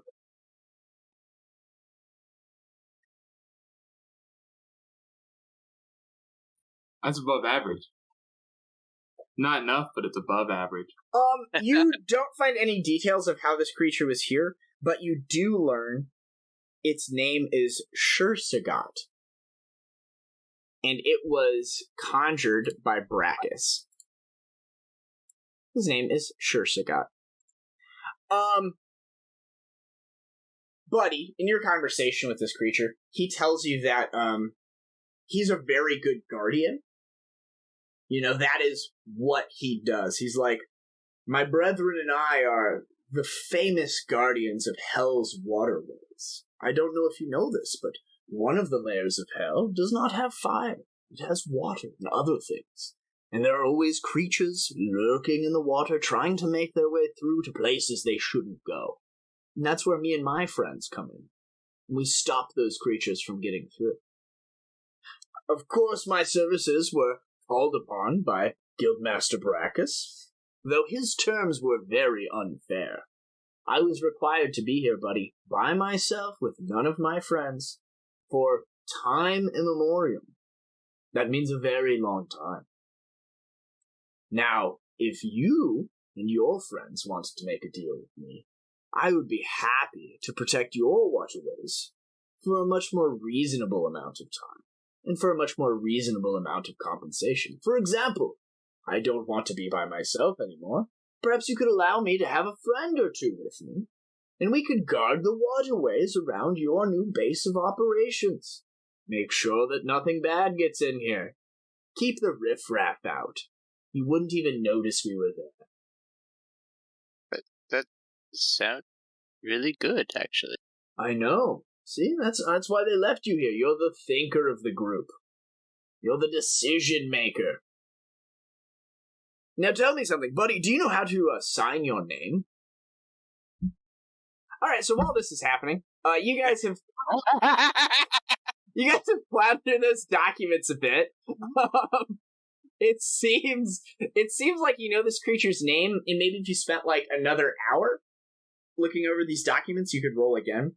Or you could try to contact one of your other people. You could call in one of your favors from the pirate captain and have someone come in and take a look at him that's like an expert in this kind of magic. You guys have 23 hours before you need to go back. What do you want to do? We have our Eorian boy. We can just take these to him real quick. Yeah. You guys can totally do that. You head off, you like walk past the Odiogs in the entrance room, and they'll be like, there was... Oh, they understand common, they can't speak. You move past the Odiogs. You go outside. Children. You head outside. It's like mid-afternoon. You can head over to talk to Rexus Viticora, who's the scion of the like Priory of Aurori that you talked to before. And you can chat him up and explain the situation. Yeah, he'll totally come with you and help you do some research. He'll go ahead and make a check. Garm, you can make another check. Probably with your help, you guys will get it. Oh yeah, between the two of you, you put your heads together for like another hour, and you believe that he was bound into place by this thing, bound into service in these tunnels. You think that you need to get a banishment casting to get rid of it, or like a greater dispel magic, or maybe like a disjunction effect to remove it. Okay, scroll of banishment. However, you also learned a method by which Brachus used to cow this devil. By saying its name, Shurshogot, be silent, forcefully, according to Brachus, it was held in place, whatever that means. Buddy, you've been talking with this guy for a while, and effectively what he proposes, as you understand it, is he and one or more of his friends would like to be summoned to this area for a period of time no more than a year. They would like free reign to protect these underwater areas on your behalf, and they would ensure that no unwanted visitors ever reached your doorstep. In exchange for this, they would like... He kind of like looks at you and assesses you. Buddy, you are not a man of great wealth, are you? Oh, I just carve wood. I like that. I like that about you. You're simple. Honest. Those are good qualities for a mortal. In exchange for this, only a year of service. I think it would be fair that you would give me a day of service in exchange. Any day in the future, when you're not doing something else, I may come upon you and ask you to accompany me for a day and help me with things I am doing. No harm will come to you. I will protect you as much as possible. Will likely not be combat or anything as grim as that, as I'm quite adept at killing things myself. But you amuse me. Just a day, and then you'll be returned where I found you, safe and sound.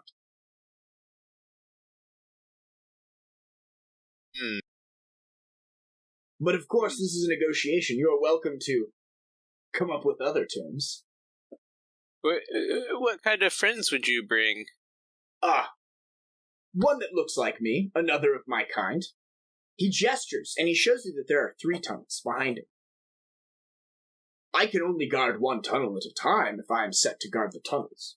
For you see, this whole area was not as flooded as it is now. There's a contraption in there, made by Brachus. Once you have it operational again, much of this water will leave. And then only the rivers out there have enough water for me to be truly effective.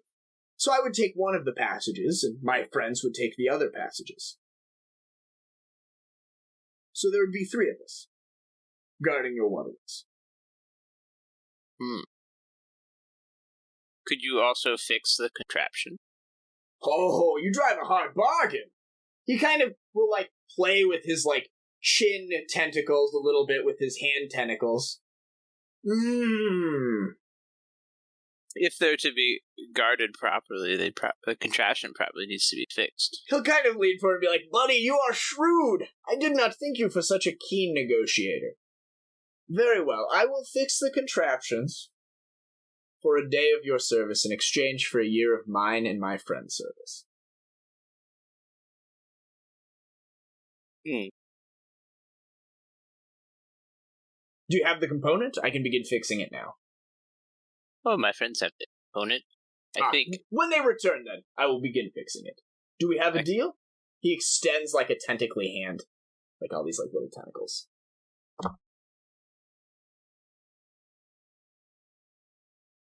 I think Buddy has made a good friend. I must know, though, what is your name? Oh, he'll tell you his name is Shurshogot. I am Shurshogot, the Endless Fathoms.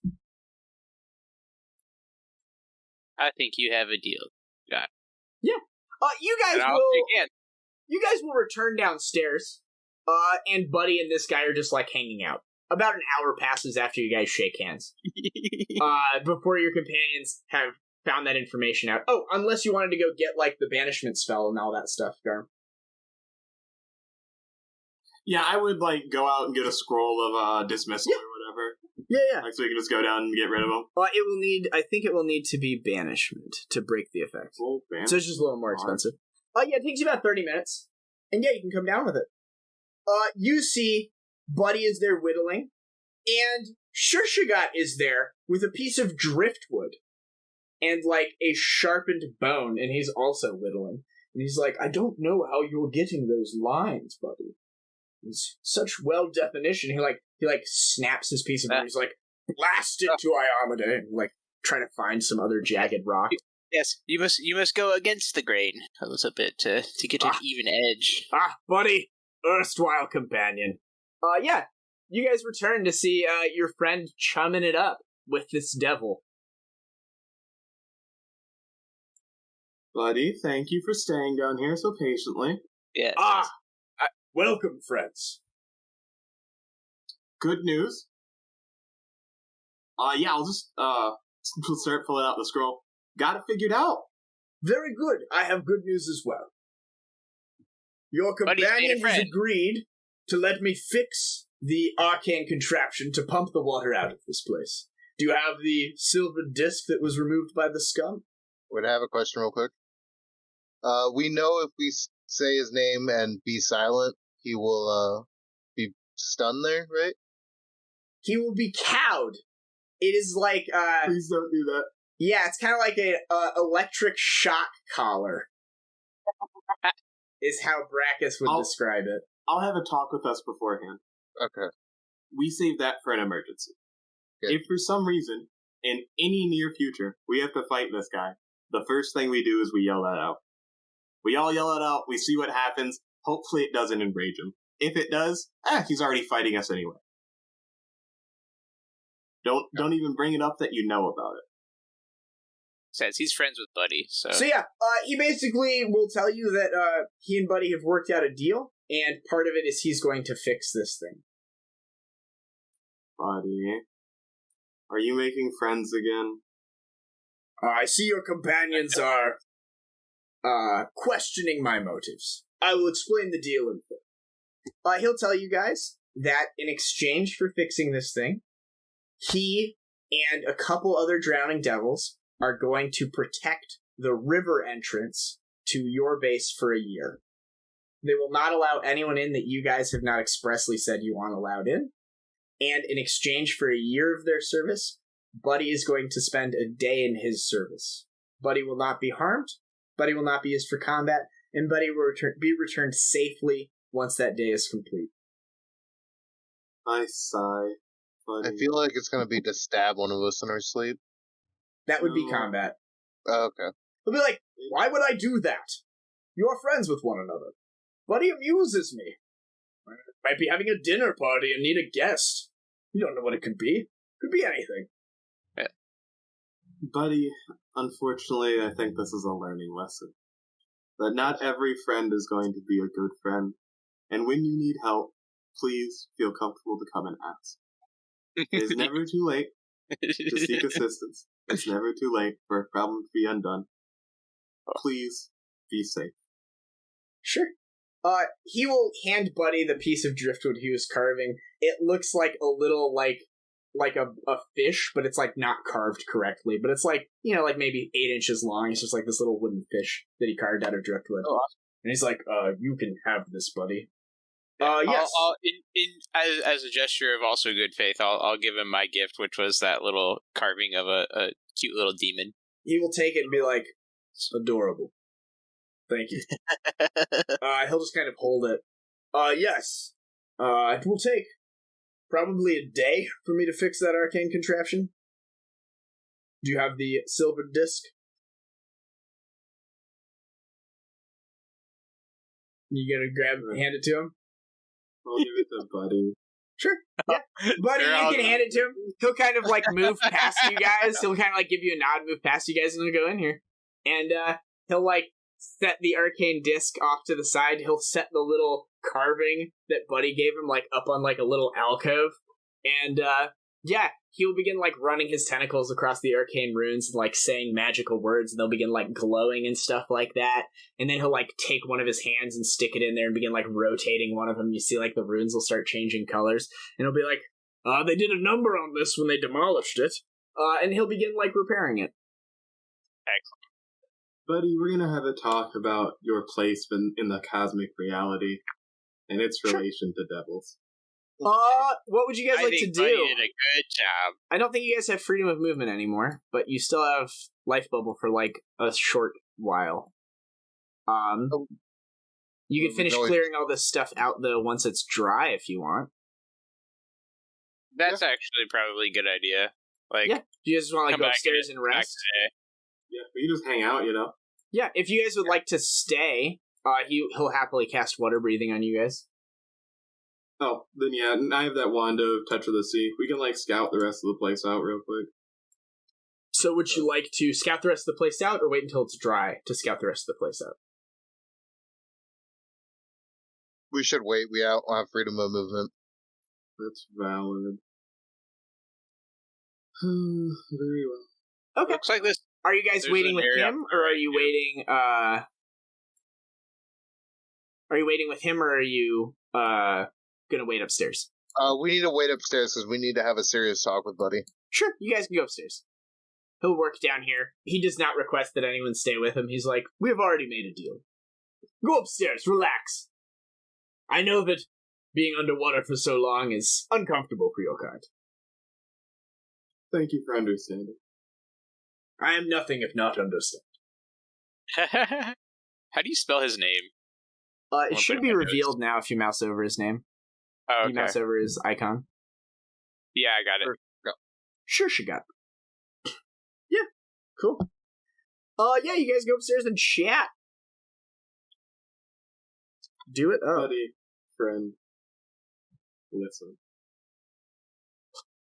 Do you remember before we became friends? The types of friends you used to hang out with all the time? Yeah, they were very nice. So when people like that meet their death, their souls go off to another place. When particularly evil, mean friends die, they become people like that devil. And so then, they keep being mean for the rest of time. As long as they can, their soul gets stronger by being meaner to other people. He's not gonna make you do, like, really mean, really evil things right now. But it's gonna start out with small evil things. You're gonna be mean to one of us, say one, like, naughty thing to us at the dinner table, something like that. And it's gonna go from there. Please just be careful, alright, buddy? Well, yeah, friends wouldn't do that to each other. Buddy will be in denial. Sure. So a day passes. You guys can rest. You can get your spells back. You can probably remove the ability damage that Tommy has with some lesser restoration castings. The next day, you will telepathically, Buddy, receive in your mind in the morning a message from your friend downstairs. who says, "It is done. I will leave the activation of it to you. I await being sent home." Excellent. I'll let the party know. We can activate it. Sure. Yeah. Well, I have 2 castings of water breathing.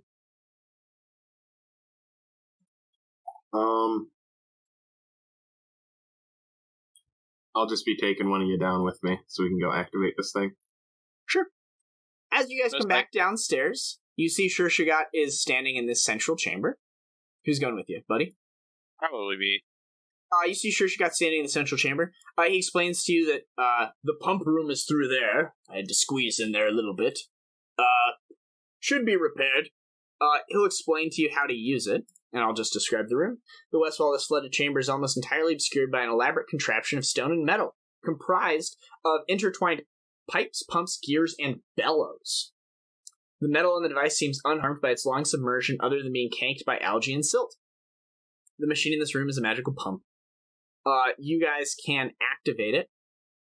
And it will take some time, but it will drain the water out of this place. It'll take like a few hours, but it will pump all of the water out of this place. So, yeah. Perfect. Excellent.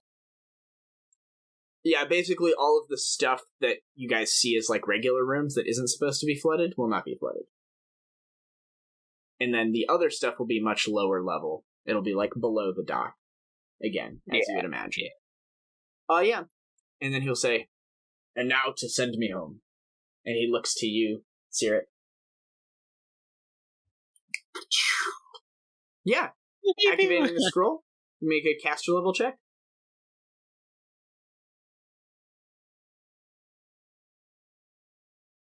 Crush it. Yes, as like the spell washes over him and he like lowers the spell resistance, he's like, thank you. Farewell, buddy. We'll see you again shortly. Yeah, and he'll leave. Bye, Shurshogot. Boop, he disappears. You guys can go in there and activate the pump. There's the grinding, and I imagine you do. Yeah. Oh yeah, we run this thing. It explodes! No. There's the grinding and rotating of these, like, silvery discs. And you see the water start getting churned out of this area and sucked through these, like, little gate-like rings.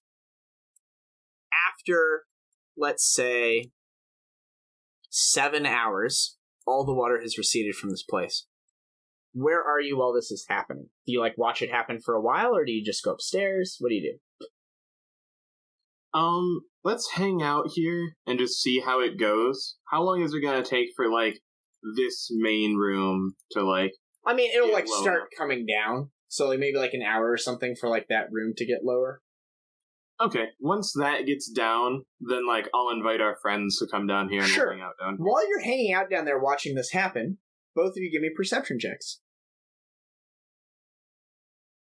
Boy. Hoi hoi. Dope. Dope. I will give you one more check before calling it. Huge. Buddy. My man. As you're there, like, playing with the fish in the water, it's like the water's going past you, like, fish, fish. Fish, fish. Like, whatever you're doing.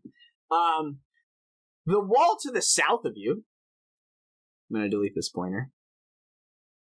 Like right here, you see there seems to be water moving underneath the wall, getting sucked out in the shape of a door. As if there's a secret door there that you can now see as a bunch of water is being pulled through the wall. Okay. I'll go look at that door. Yeah. I'll mention Buddy, wait for friends. Wait for friends. I won't open it. I won't open it. Coward. He opens the door. There's a passageway. There doesn't seem to be any creatures in here. And Buddy opens the door and he's like, there's nothing here. As he says that, a fucking skeleton gets, like, sucked out of the door into him. kind of like someone standing like in front of like a wave of water carrying stuff on it. This like humanoid skeleton will comically like fly into Buddy's arms and like clack against him and break apart, and there'll be like bits of like gear and like a backpack and like some magical stuff that's now just like hanging off of you, including like the remains of this creature. Like in the Mummy when they open up the sarcophagus. Yeah. Mummy. Yeah. Y'all panic, start channeling energy. Yeah, like, Upon some inspection, this looks like a tiefling skeleton.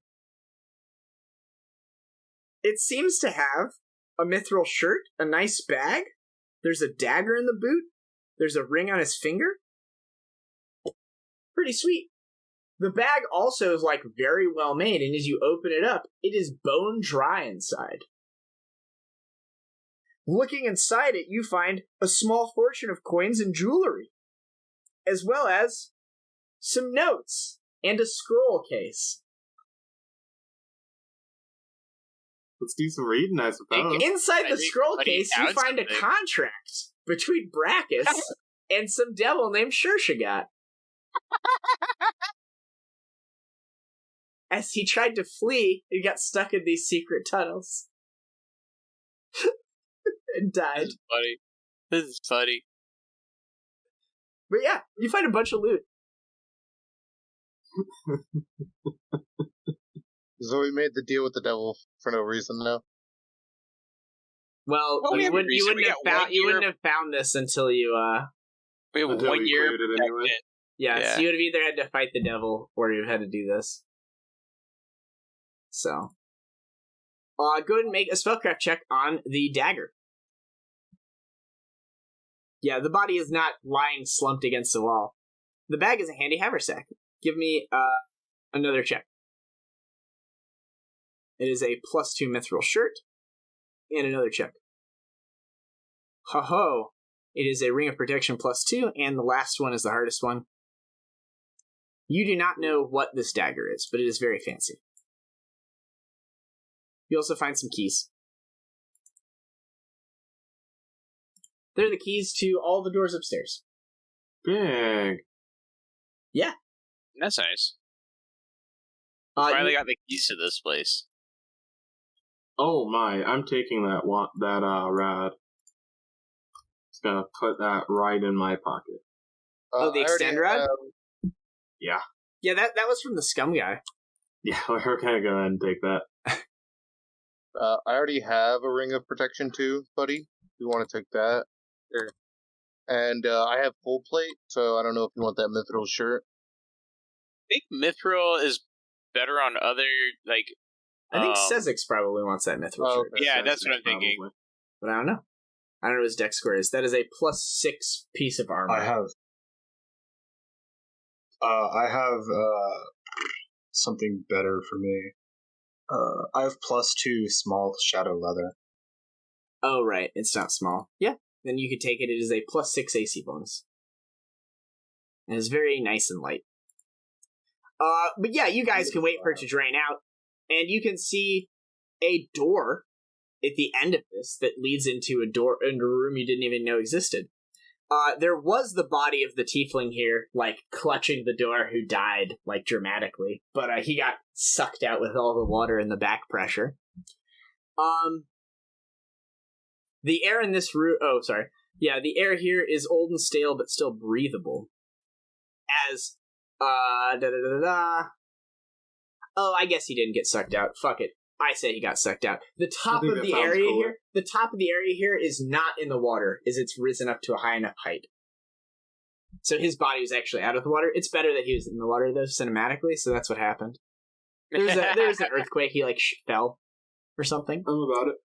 The door here is made of reinforced iron and has a complicated combination lock. Oh, I imagine we got, like, the whole party back together. Yeah, I imagine you guys are all downstairs. Cool. So, Buddy would kind of, like, walk the hallway, but the lock is beyond Buddy. Unless Buddy wants brute strength. There is a lock. You guys mind if I yeet that handy haversack as well? I have no use for a sack. Go for it. I got a sack and Buddy's a already round. got a sack. Lock would be disable device, right? Yes. There are I haven't 3 locks. Could you? Next level, I put a point in it. I haven't yet. Do these keys do anything? I assume they. If Not they to would, this you would combination attack lock.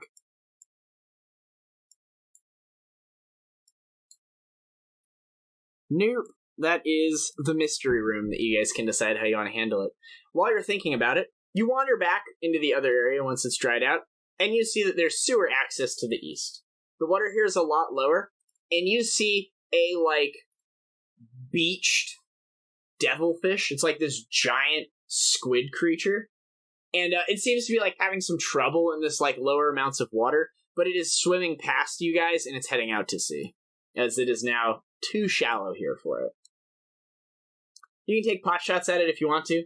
It is just a large fish that was Large chilling fish there. makes good eating.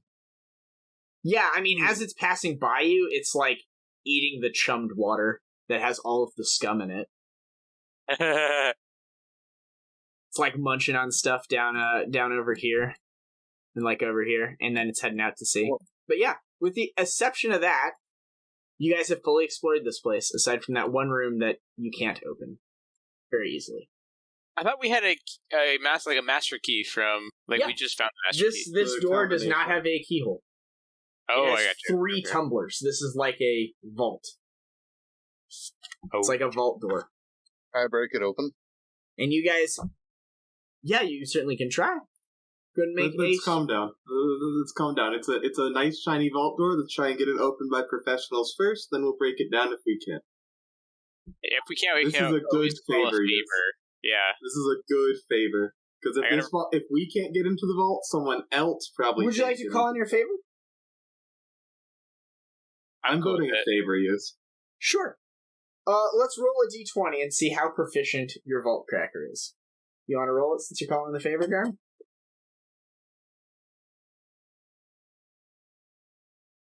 Cool. So you're we need someone to get into this vault door. And the captain's like, alright, I'll send you one of my best. You see a halfling arrive a few hours later. He's wearing a very fine purple pair of pants, a nice purple suit. He's got a big frilly, ascot, and he has a wide-brimmed purple hat. And he's got traveling with a cane.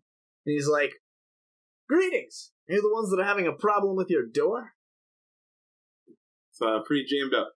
Ha! I can get you out of that jam. Lickety-split. And he'll, spin the cane around and, hold on to the end of it. Kind of, catch it. And be like, Conkabar's the name. Conkabar Shurnstone. Please, show me the way. A pleasure. Sure. You, walk him through the various things and be like, oh, filthy. You lead him to the one room where you have to walk on the correct tiles, and he's like, oh, yes, and he'll, skip across the correct tiles with nimble dexterity and ease, and he'll, head downstairs and be like, oh, can do some redecorating here. Got a bunch of water damage in the ceiling. All right, where's the door in question? I would recommend some scrunchies on your feet if you do care about your alligator shoes. Please. Everything's magical and flawless. He casts prestidigitation to make himself look fantastic again. I do. Character. Yeah, you show him the door and he's like, oh, beauty. This is it's a philander? Well, this is made by elves. There's an elven vaultsmith who's been active in the area for a couple 100 years. These are rare, even in Kintargo, even in old Kintargo. He, sets his cane off to the side and cracks his knuckles, and he's like, oh, yes. And he, rubs his hand against the side of it and, listens to it. He's like, speak to me. And he begins rotating the dials, and he's like, yes, yes. I love someone that can put on a show, you know? Yes, yes, yes. And he, spins one of the dials, and he's like, quiet. Spins another dial. Yes, yes. Ladies and gentlemen, your treasure. And he pulls the lever to open the door, and you hear a whirring noise, and a giant rotating blade comes out of the ceiling and cuts him in half. And he just kind of falls apart. I was just about to ask He is what your dead. name was. He is true dead.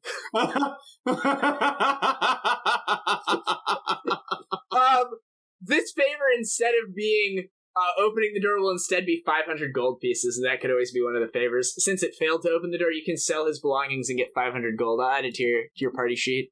He's super dead. Would you like to call in another one and see if they roll better than a 4? Yeah. What are the odds, you know? I was gonna ask what their name was, and then you killed them. His name was Conkabar. Conkabar is dead. He's dead. Does this hurt our movement at all that we just... No one ever hears about this. I mean, that's part of the favor. How many favors do we have? So fucking bisected. You had, I think, 10 or something? It's 2, I think. No, you had one for the 2. gear. No. We had the gear made custom. Okay. That was our first favor. That was our first favor? Okay, we might as well just keep going until we get it. Yeah, you want to call it another favor?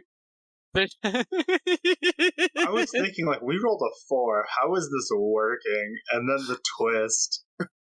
I thought he was going to be, like, electrocuted or something. Yeah, who wants to again, call in guys? the next favor? I'm not the one rolling it. I'll roll. Alright. So, Tommy, you go back, you've got, like, this bloodied purple hat and, like, a sack that's, like, red stained, and you bring it up to the ship, and they're like, oh. Conkabar, oh, he's a little too cocky for his own good. We'll give him a sailor's burial, and they'll like, put him in a barrel. Just kind of, like, dump it into a barrel, and, like, nail it shut. So kind. I see that favor well spent. Yeah, above average on this Tommy, one, so as you return to the body, the captain will be like, so what exactly happened? Well, to put it lightly, to make a long story short, a blade fell from the sky and he ceased to exist. I see. So maybe someone with a little more expertise.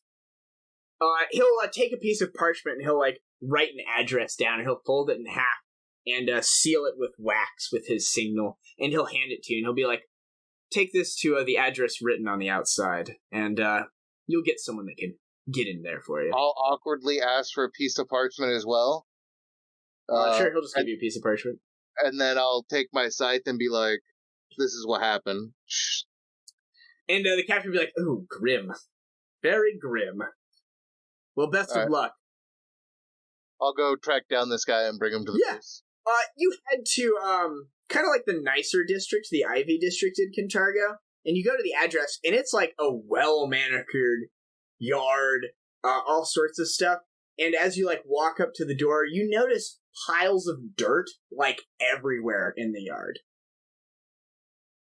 Like a dog was, like, digging up holes trying to, like, bury a bone or something. It's, like, very nice, and, like, well mowed, and, like, all the trees and shrubs are perfectly manicured, but the ground just, like, looks like it's been through hell, like it's been shelled or something in World War I. Just think nothing of it. Yeah. You rap on the door. Yeah. Yeah, the door will open and there will be a steward there, some sort of butler-type person. Hello. Hello, I'm looking for the master locksmith that I was told I can find here. Yes, of course.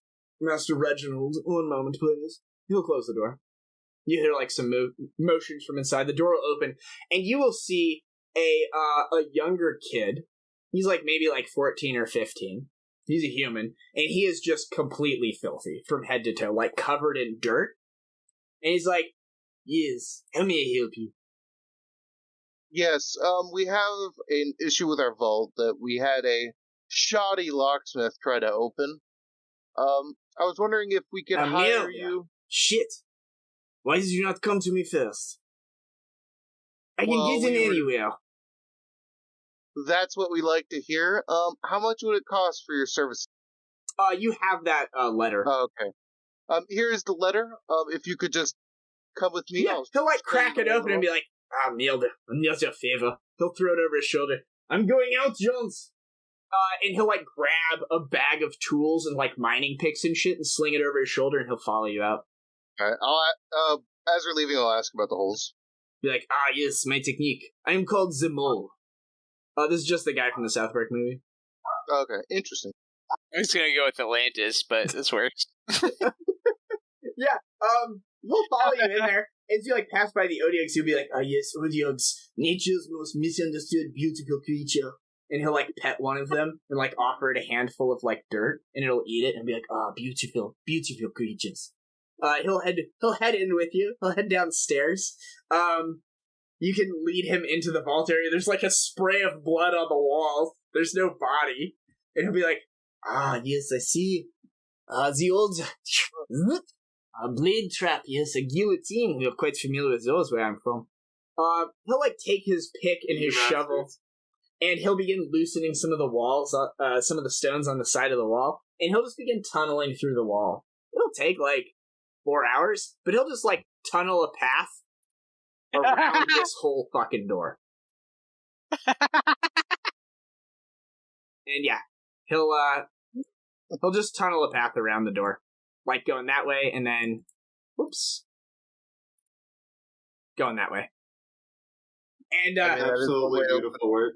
As he, tunnels through, and he's got, the last bricks, he'll be like, I never look inside. That's why I do not know what I am missing out on. And as he, walks past you, he'll be like, I bid you adieu. And he'll, pull out a cigarette, and he'll light it. Life, yes. And he'll walk off. Business card? He does not have a business card. This but you man know his is address. a fucking genius. He's the probably mole. in the future. The mole. He's a member of La Resistance. How did we not think of just digging into the room? Hold on. Now I feel stupid. The whole time we're watching it, I'm just like, huh. Why didn't we just do this? He is, however, really good at digging. Exceptionally good at digging. So if I would have tried to bash on the door, would I have been guillotined? So to open the door requires 3 successful DC 30 disable device checks. Failing any of those checks causes several razor-sharp discs to lance out of the door and slice away at the target that triggered the trap. The blades, there are 3 attacks at a plus 15 that do 46 plus 10. So if you get hit by all of them, you take 12d6 plus 30. What would happen if I just ran my shoulder into the door? If you fail the break DC of 30, it also happens.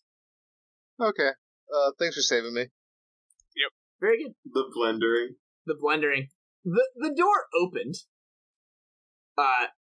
as it were. You can now see into this vault. 3 heavy iron chests sit against the north wall of this otherwise empty room. That is, save for the desiccated corpse of a human woman, with 8 long spidery legs protruding from her back. You basically see, a mummified dead woman who's just been here for a while, who has, basically, Spider-Man legs coming out of her back, in the latest Spider-Man movie. The Iron Spider. Yeah. It's like the Iron Spider, except she has 8 spider legs and she's dead. There are chests here, though, and they are locked. But they are not trapped. Also, you have a key from that body outside. Hey! We did it! None of the chests are trapped. The first contains the guild's final take from ransom and other thefts, amounting to 388 platinum, 2,000 gold, 7,000 silver, and 14,000 copper, as well as various art objects, gems, jewelry worth an additional 4 grand. The second chest is lined with padded velvet and contains 8 potions of cure moderate wounds, 4 potions of lesser restoration, 4 potions of neutralized poison, and 4 more potions of remove disease, 4 potions of remove curse, and 2 vials of Lich's dust poison, 6 vials of medium spider venom, and a single dose of wyvern poison, as well as a ruby vial worth 3,500 gold pieces, containing a single dose of oil of life. The third and final chest contains a cloak of elvenkind, a folding boat, 4 prisoners' dungeon rings, a wand of alter self, and a robe of bones. You can make 1 spellcraft check, as most of this stuff is labeled. There's a lot of stuff. I gotta look something up. I heard a lot of money in there. Yeah, I'll look it all in there. I heard we're getting rich, Gosh. boys. It sounds like I could finally get like a +5 belt. But yeah, I Did think anyone that's take enough. Oh. But I'll see. Did anyone take this mithril shirt +2 while we're That's all you.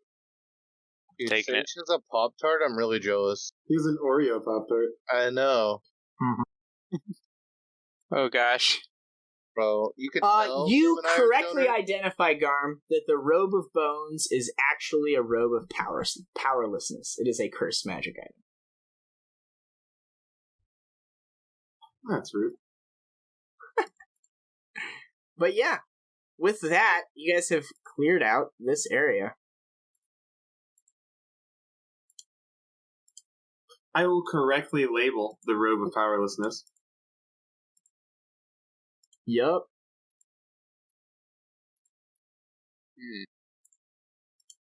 I'm just identifying all the stuff before I put it in your inventory. Okay. Appreciate it. Mm-hmm. But yeah, with that, the place looks pretty secure. I imagine there's like a handful of your friends upstairs, like probably Rexus is just upstairs kind of moving in since you brought him in to help. And like, I imagine you've informed the Order of the Torrent that you've cleared out the whole upstairs area because they were up there doing stuff, so they've now relocated successfully. We send out to the troops, new digs, come through. It's time. So I do have a question. Is it going to affect our notoriety that a locksmith was murdered in our new base? What locksmith? Yeah, what locksmith code? What locksmith? Yeah. No one in the whole city's gonna miss him? What locksmith? Okay. Yeah, who are you talking about? I don't remember a locksmith. Cobra might have some problems with that, but you guys don't seem to. I'm Chaotic neutral, I don't care. a chaotic good person. Like, how are we just okay with this? Like, we gotta send gold to his family or something. I'm true neutral. People die. It's a part of life. Like, are we not gonna throw a little bit of gold his way? Like, at least a little bit from the room we just opened? That he died to try to open for us? Yeah, we did. We used a whole favor to get him here. Oh Serit! Are you serious right now, Serit? Garm's just laughing too much, dude. Yep. He just can't even right now. Are we just not gonna help this poor man's family, guys? I just hear Stace yelling at my dog downstairs. I have a question about Cobra. I have a question. If you guys would like to send some money on to that guy's family, you totally can. Anonymously. I have a scroll erased dead.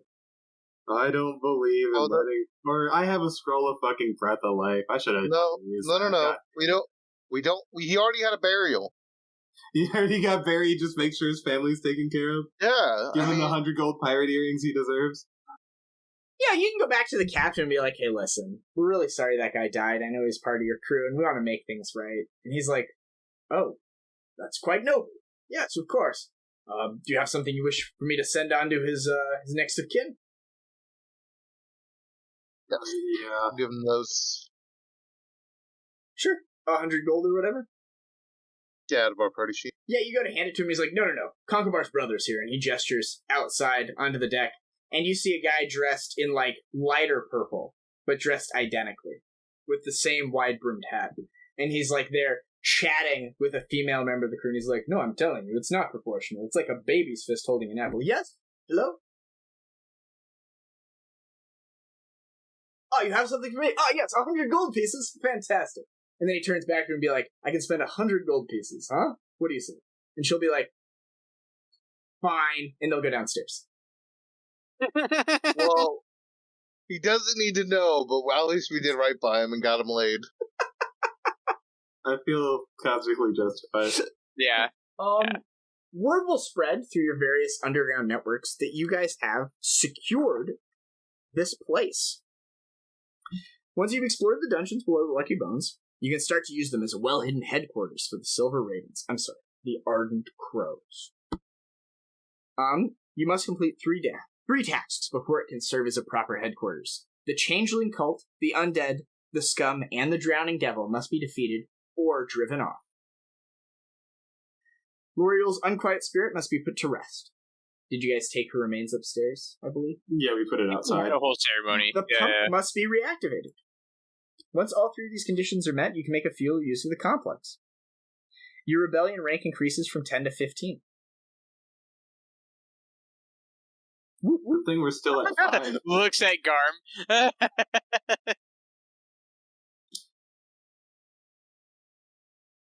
Well, as word has begun to spread that the Order of the Torrent was supported and freed from bondage from their, unjust capture, that the captain of the Strix has made an alliance with the upstart rebels, that the murderer Varl Wex has been defeated.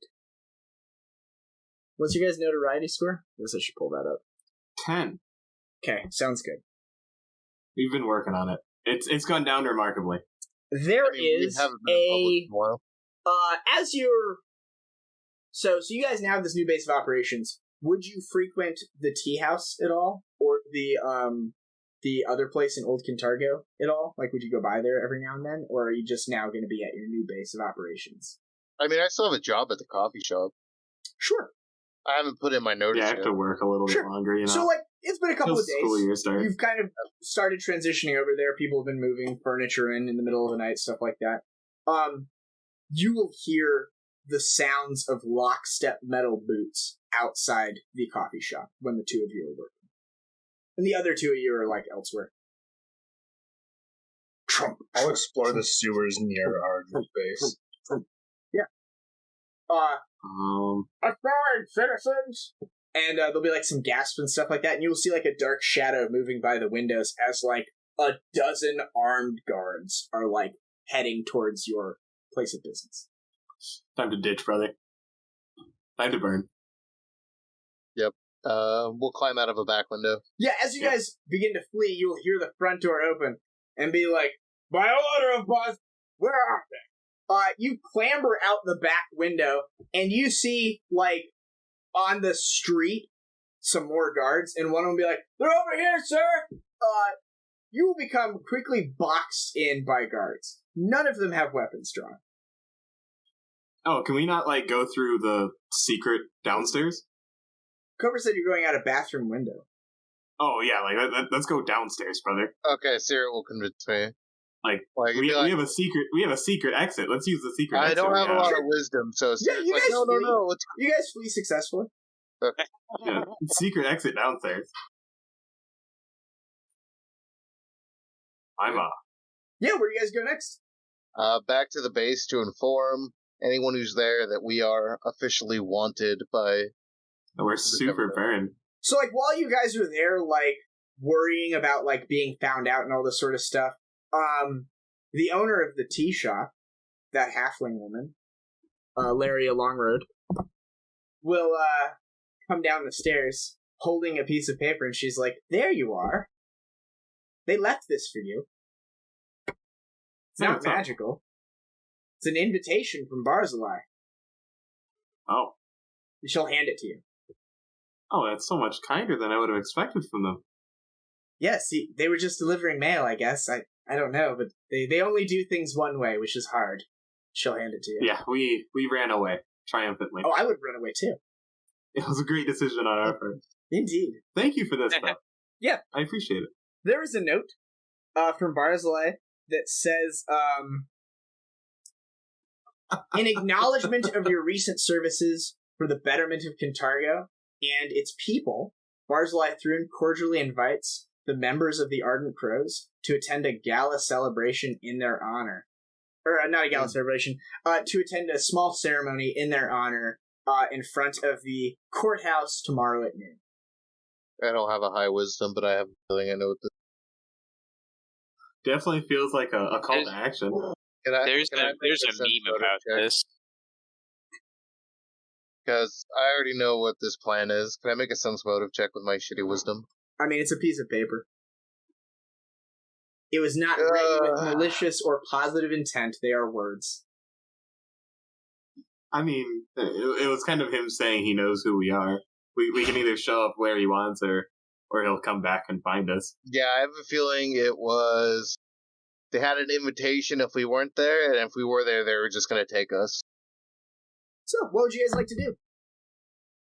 Well, if we know it's a trap, we could spring the trap on them and do a reversal to it. You know what I'm saying? Like, if we know it's a trap... Okay, like Obi-Wan Kenobi, right? Like reverse cowgirl. Yeah, we... If you reverse cowgirl Barzillai, I don't think Tommy knows what reverse cowgirl is. It's reverse cowboy. Reverse cowboy, yeah. That does complicate things. No, but if we know it's a trap... Complicate things? And we know where everything's gonna be, couldn't we just use the trap to our advantage?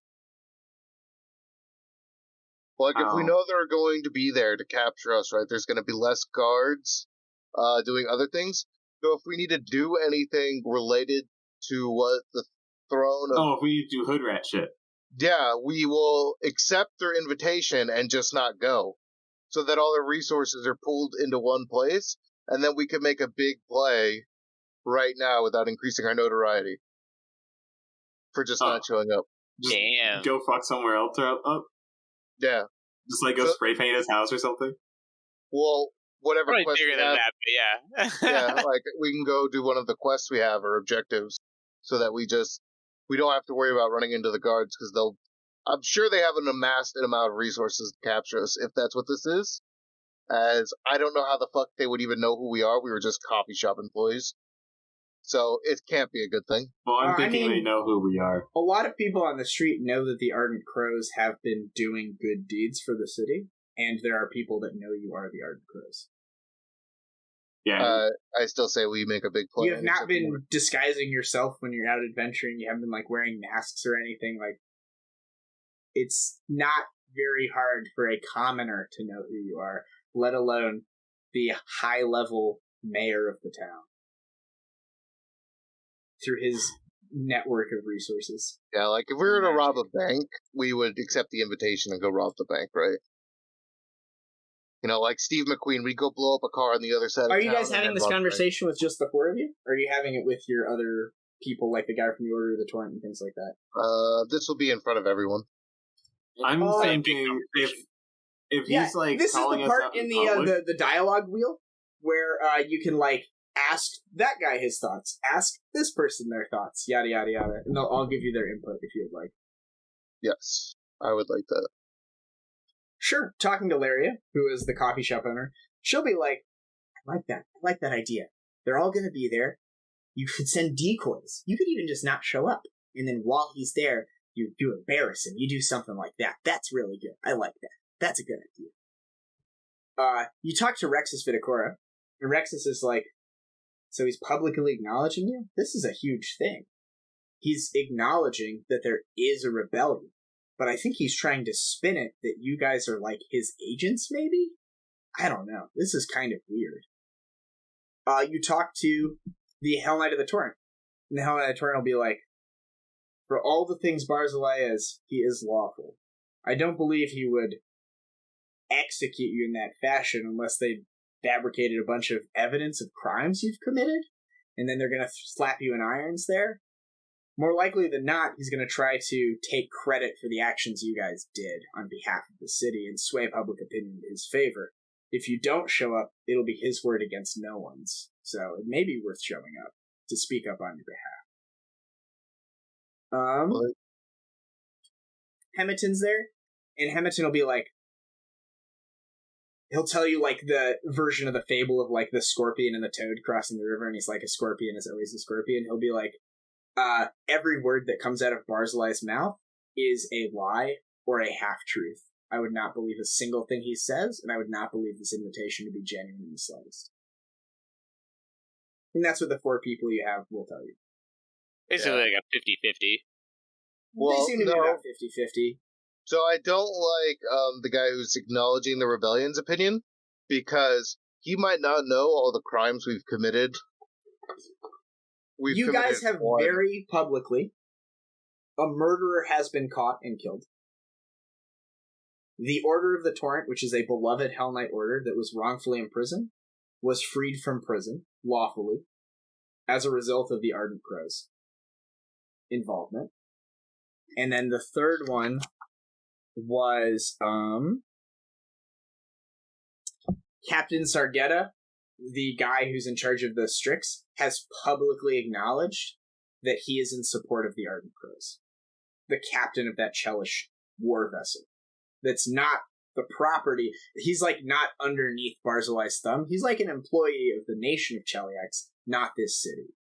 So like this national employee has said that the Ardent Crows are doing good in the city. So 3 different big public things have happened this adventure, this book. 3 big public things have happened. I've cut guards in half in front of other guards that have escaped, though. I'm kind of pretty sure murder is murder. Is this a masquerade at all? No, it's probably going to be like all of the other announcements that happen at noon. So it's going to be like a big proclamation. He's going to say something about us. Correct. He is publicly acknowledging that you exist for the first time. So perhaps... And according to this letter, he is thanking you for cleaning up the city of Kintargo. I'm thinking we invest in some Heidi stuff, and we have, like, Sezzix up on a rooftop being a little sneaky boy, being a little fucking rat or some shit. I was gonna say, I just am the sneaky. Yeah. Why don't we, like, find some place where we can, like, get an ambush around if we need to defend ourselves? But, like, sneak, be little rats, and if we don't need to say anything, we don't say anything. Make some disguise checks, shit like that. Yeah, yes. We could do something like split up the party. Do we even all need to show up there? We're not sending one person by themselves in this situation. If we set up 2 people, Caerrat the diplomat, and then maybe perhaps myself as a big bulky guy, and the other 2 just kind of like hang off to the sides in secret in case things go awry, then we're all like within the local vicinity. But I do think that having an escape plan in addition to showing up is a good idea. Can we buy smoke bombs? Or smoke bombs a thing? Like, what-cha-cha-cha, and then just throw it at the ground? Yeah, it's called being a ninja. You're a guy with a scythe. You're a guy with a scythe. You have a different skill set. Okay. But you can buy a thing called a smoke stick, which if you spend an action to light it on fire, makes smoke in a 10-foot square. I don't think that's going to be good enough to run away in. I'm not selling you on it. As we take like 2 steps, we'll be out of that. Yeah. Gosh, we should have got masks. Yeah.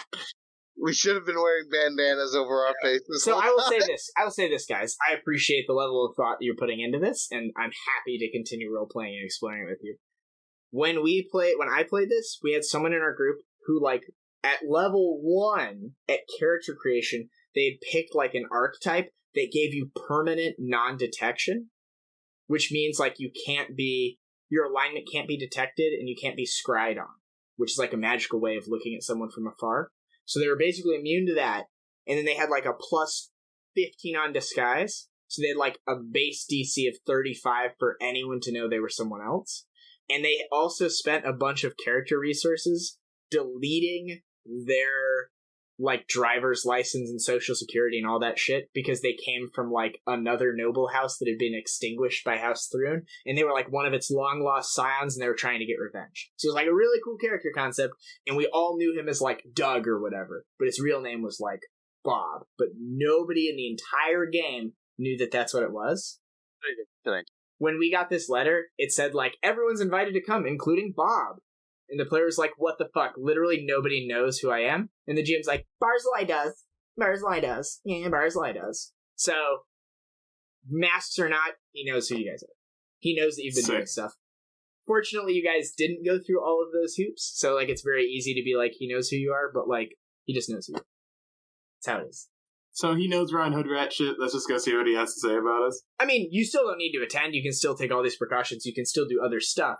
But in regards to the point of Austin saying we should have worn masks, I'm telling you, out of game, it wouldn't have fucking mattered. And, like, by the time the AP is finished, you will understand why. But from this point, it's, like, fucking bullshit that he would know who you were if you were wearing masks and all that stuff, right?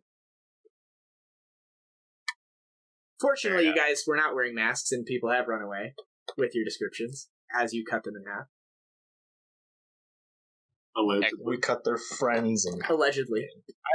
I imagine this is going to end with, like, him trying to make a deal with us of some sort to, like, join officially with him. So, but best case, he's going to take all the credit that we've done and illegitimize our rebellion. Worst case is we're all going to get murdered. I don't see this being a win in any situation of showing up. If we have enough, if we just, like, rally our, like, physical supporters to show up to this thing. Look, okay, so listen, that's rude. It's a few more than 5. But if we just have, There's like, 4 enough... in this room. Yeah, exactly. Yeah, we have one guy. If we just have citizens show up... 45 supporters. Yeah. He probably can't just arrest us. Just pure numbers. Supporters. Like, if he just attacks all the citizens here, he doesn't have enough beds to hold them in. So you could just kill him. It's how many people live in Kintargo in the city? Like 11,000. Yeah, 45 people's nothing, Garm. I don't think he cares. There's a lot of people to spontaneously die in one city. That has some lasting consequences. I mean, you could just say that it was a overthrow of the government and he was forced to act. Oh yeah, he can try. This is January 6th all over again, you know? Like, you could just claim that shit. And the hearings are going on, brother. They'll tell our story. They'll tell our story. Mm-hmm. Yeah. I mean, not to be crude, but I mean, that's essentially what he could say. That, you know, we tried to storm. I mean, I'm in favor of sneaking and showing up. I just don't see how this will go anyway, but I'll follow your lead. It sounds like Tommy does not want to go. Yeah. Does anyone else not want to go? I want to go, but be sneaky. Okay. Austin, what do you want to do? I want to go, but be friendly. Okay, Garm, what do you want to do? I want to go, but be sneaky. Okay, so Tommy stays home. Sezzix and Caerrat stealth up. Give me your stealth checks. I make some disguise checks. Sure. And Buddy, you're just gonna go. Yeah. I'll be our representative. Cool. Why are there 2 disguise checks? There's one for I'm making one for Buddy. Sure. So Buddy is not going to be himself. So all 3 of you are going to be stealth. Oh, Buddy, are you actually just trying to walk up, be a nice guy? Yeah, I was going to disguise you so we could, like, go up there and actually be in the crowd. Well, I think... Epic Diffs mask. I think Buddy was just going. Yeah, Buddy's just a guy. Yeah. Buddy's just a guy. That's fair. Sure, I'll just take a 19 for myself. We gotta send somebody. How far away are you, Sezzix? So this is be in, like, a nearby sewer grate. This is the same place the Opera House massacre started. The Adventure Path is the exact same Opera House. There is a large crowd gathered. Noon I'll comes be in the by. sewers nearby. Cool. Tommy, I imagine you are safe.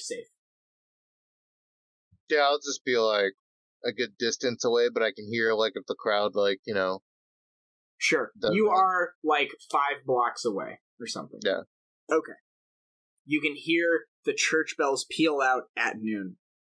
They ring 4 times, not 12. The door opens. Those of you there can make a perception check as you see Barzillai himself step out of the front doors. Uno más? From our boy buddy. There you go. He looks about the same, but he looks a little more disheveled. After the bells have finished pealing, he steps outside, He is accompanied by a dozen Hell Knights, a pair of Hulking Cerberi, which was that dog thing that you and Tommy fought when you were rescuing the guy from his house, the nobleman, the three-headed dog monster. Yeah. He's got a couple of those that seem more impressive than the one you fought, just kind of walking by him like you would have a couple of hound dogs. He also is accompanied by the High Priest of Asmodeus in Kintargo, Corncian Grivner, who's the super evil-looking guy who's in charge of the Church of Asmodeus. I think you saw a picture of him a long time ago. He's like a high-level cleric. And as he exits, some of the crowd boo or call names, but as the Hell Knights bristle, the crowd calms and quiets. He looks out over the audience. His eyes scan through the many faces. As directly in front of him, he doesn't see anyone. Natural in perception. Doesn't see Sezzix. He does, however, linger on Caerrat. As you are disguised. Who are you disguised as? I'll change myself to be a human. I'll hide the ears, put the halo away, get a wig. Sure. As he looks over, he'll be like, "Your heroes of Kintargo do not appear before me, but trust that they are among you as I speak." And he'll be looking directly at you. Thank you. That was pretty obvious, but... They are present, always ready to defend the city. An admirable trait for a good Chelish citizen. I must applaud their courage in these last few days. Well done, well done. Would that more of citizenry were as keenly observant and helpful as these intrepid citizens have been. I have my eye on all of them. And as he says this, he looks past Caerrat, and he looks over to where Sezzix is. And he seems to look at you, despite rolling a 1 on his perception check. I'll give a yell out, "We're Kintargo citizens." I have no doubt that great work still lie ahead for these Ardent Crows, and perhaps that they may yet again be of service to their government. I offer them these gifts, and he gestures, and one of the Hell Knights steps forward, and he is holding, like, a nice lavender pillow, on top of which are 4 wooden lacquered boxes. Were they here to accept them, I would gladly place them in their palms. But instead, I think you, the citizenry, should do your best to make sure that these find their true recipients. And he will signal for the Hell Knight to walk over to Garm and hand him the pillow with the 4 boxes. Huh. Thanks, guys. Were they here, I would tell them that these gifts are from the city of Kintargo as my personal thanks for their services rendered. I would implore them to continue their work to ensure, as I do, our beloved city's safety and proud legacy in these trying times. I thank you all for coming, citizens of Kintargo, and I look forward to our illustrious future together. To the Ardent Crows, Godspeed. And he will turn and walk back inside. The Hell Knights will accompany him, and the doors will close. Some of the people around you, Garm, will, one person will just, grab one of the boxes and, open it up. I will roll a die. On a 4, it's for Garm. On a 3. He opens it up, and there is, a nice red cloth sash. And he, takes it out, and he's like a belt in this one, and he'll, hand it to, another citizen. It'll get, start getting, crowd surfed away from you. Other people will begin, grabbing at the boxes. Did he just give out, a stack of +2 items and just hand them out to the crowd? Fantastic. No, they gave them to you.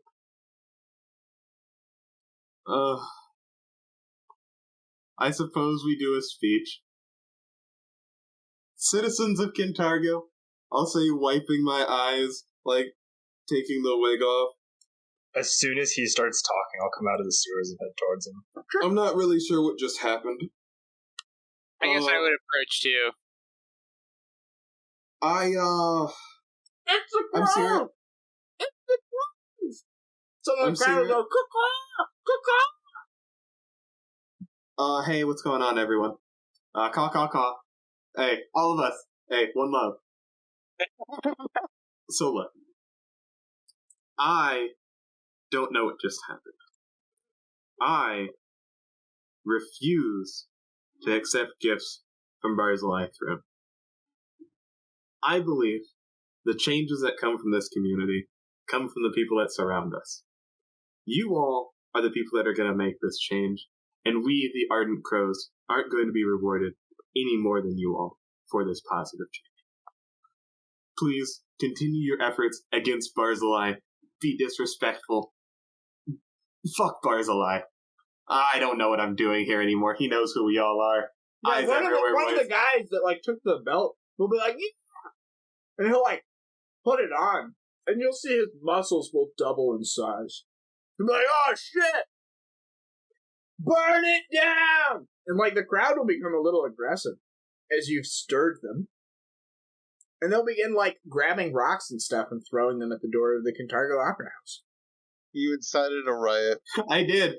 Within moments, the door opens, and dozens of armed Hell Knights come out and begin pushing the protesters back.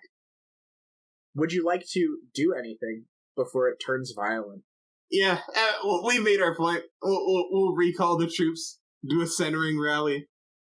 The people that seemed in charge will do our best to recruit. Maybe try and use this as an as tensions start getting higher here and are reaching a boiling point as you've stirred them, the balcony doors will open and Barzillai will step out and be like, the Ardent Crows have flocked here to grace us with their presence. My people, please, there will be a time soon where we might have more to discuss. But for now, on behalf of the Lord Mayor and the good citizenry of Kintargo, let's end this violence amicably. We are all people of Cheliax. We all wish the same thing, to live and prosper. Last time this happened, we threw shit at you. Let's all agree to move on, huh? As you seem to be not wanting the riot to end, some of the Hell Knights will begin drawing swords. And, it looks like they could start killing citizens.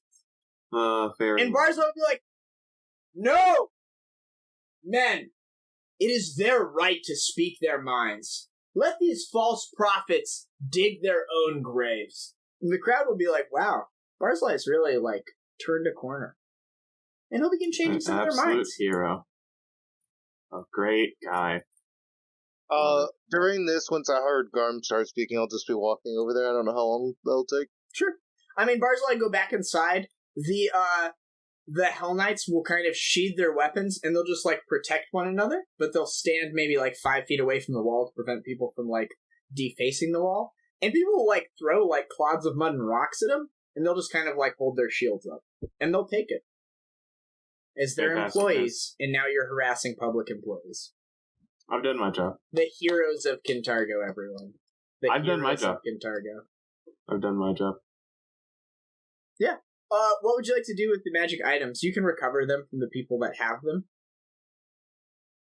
Or you can let them keep them. That strength belt.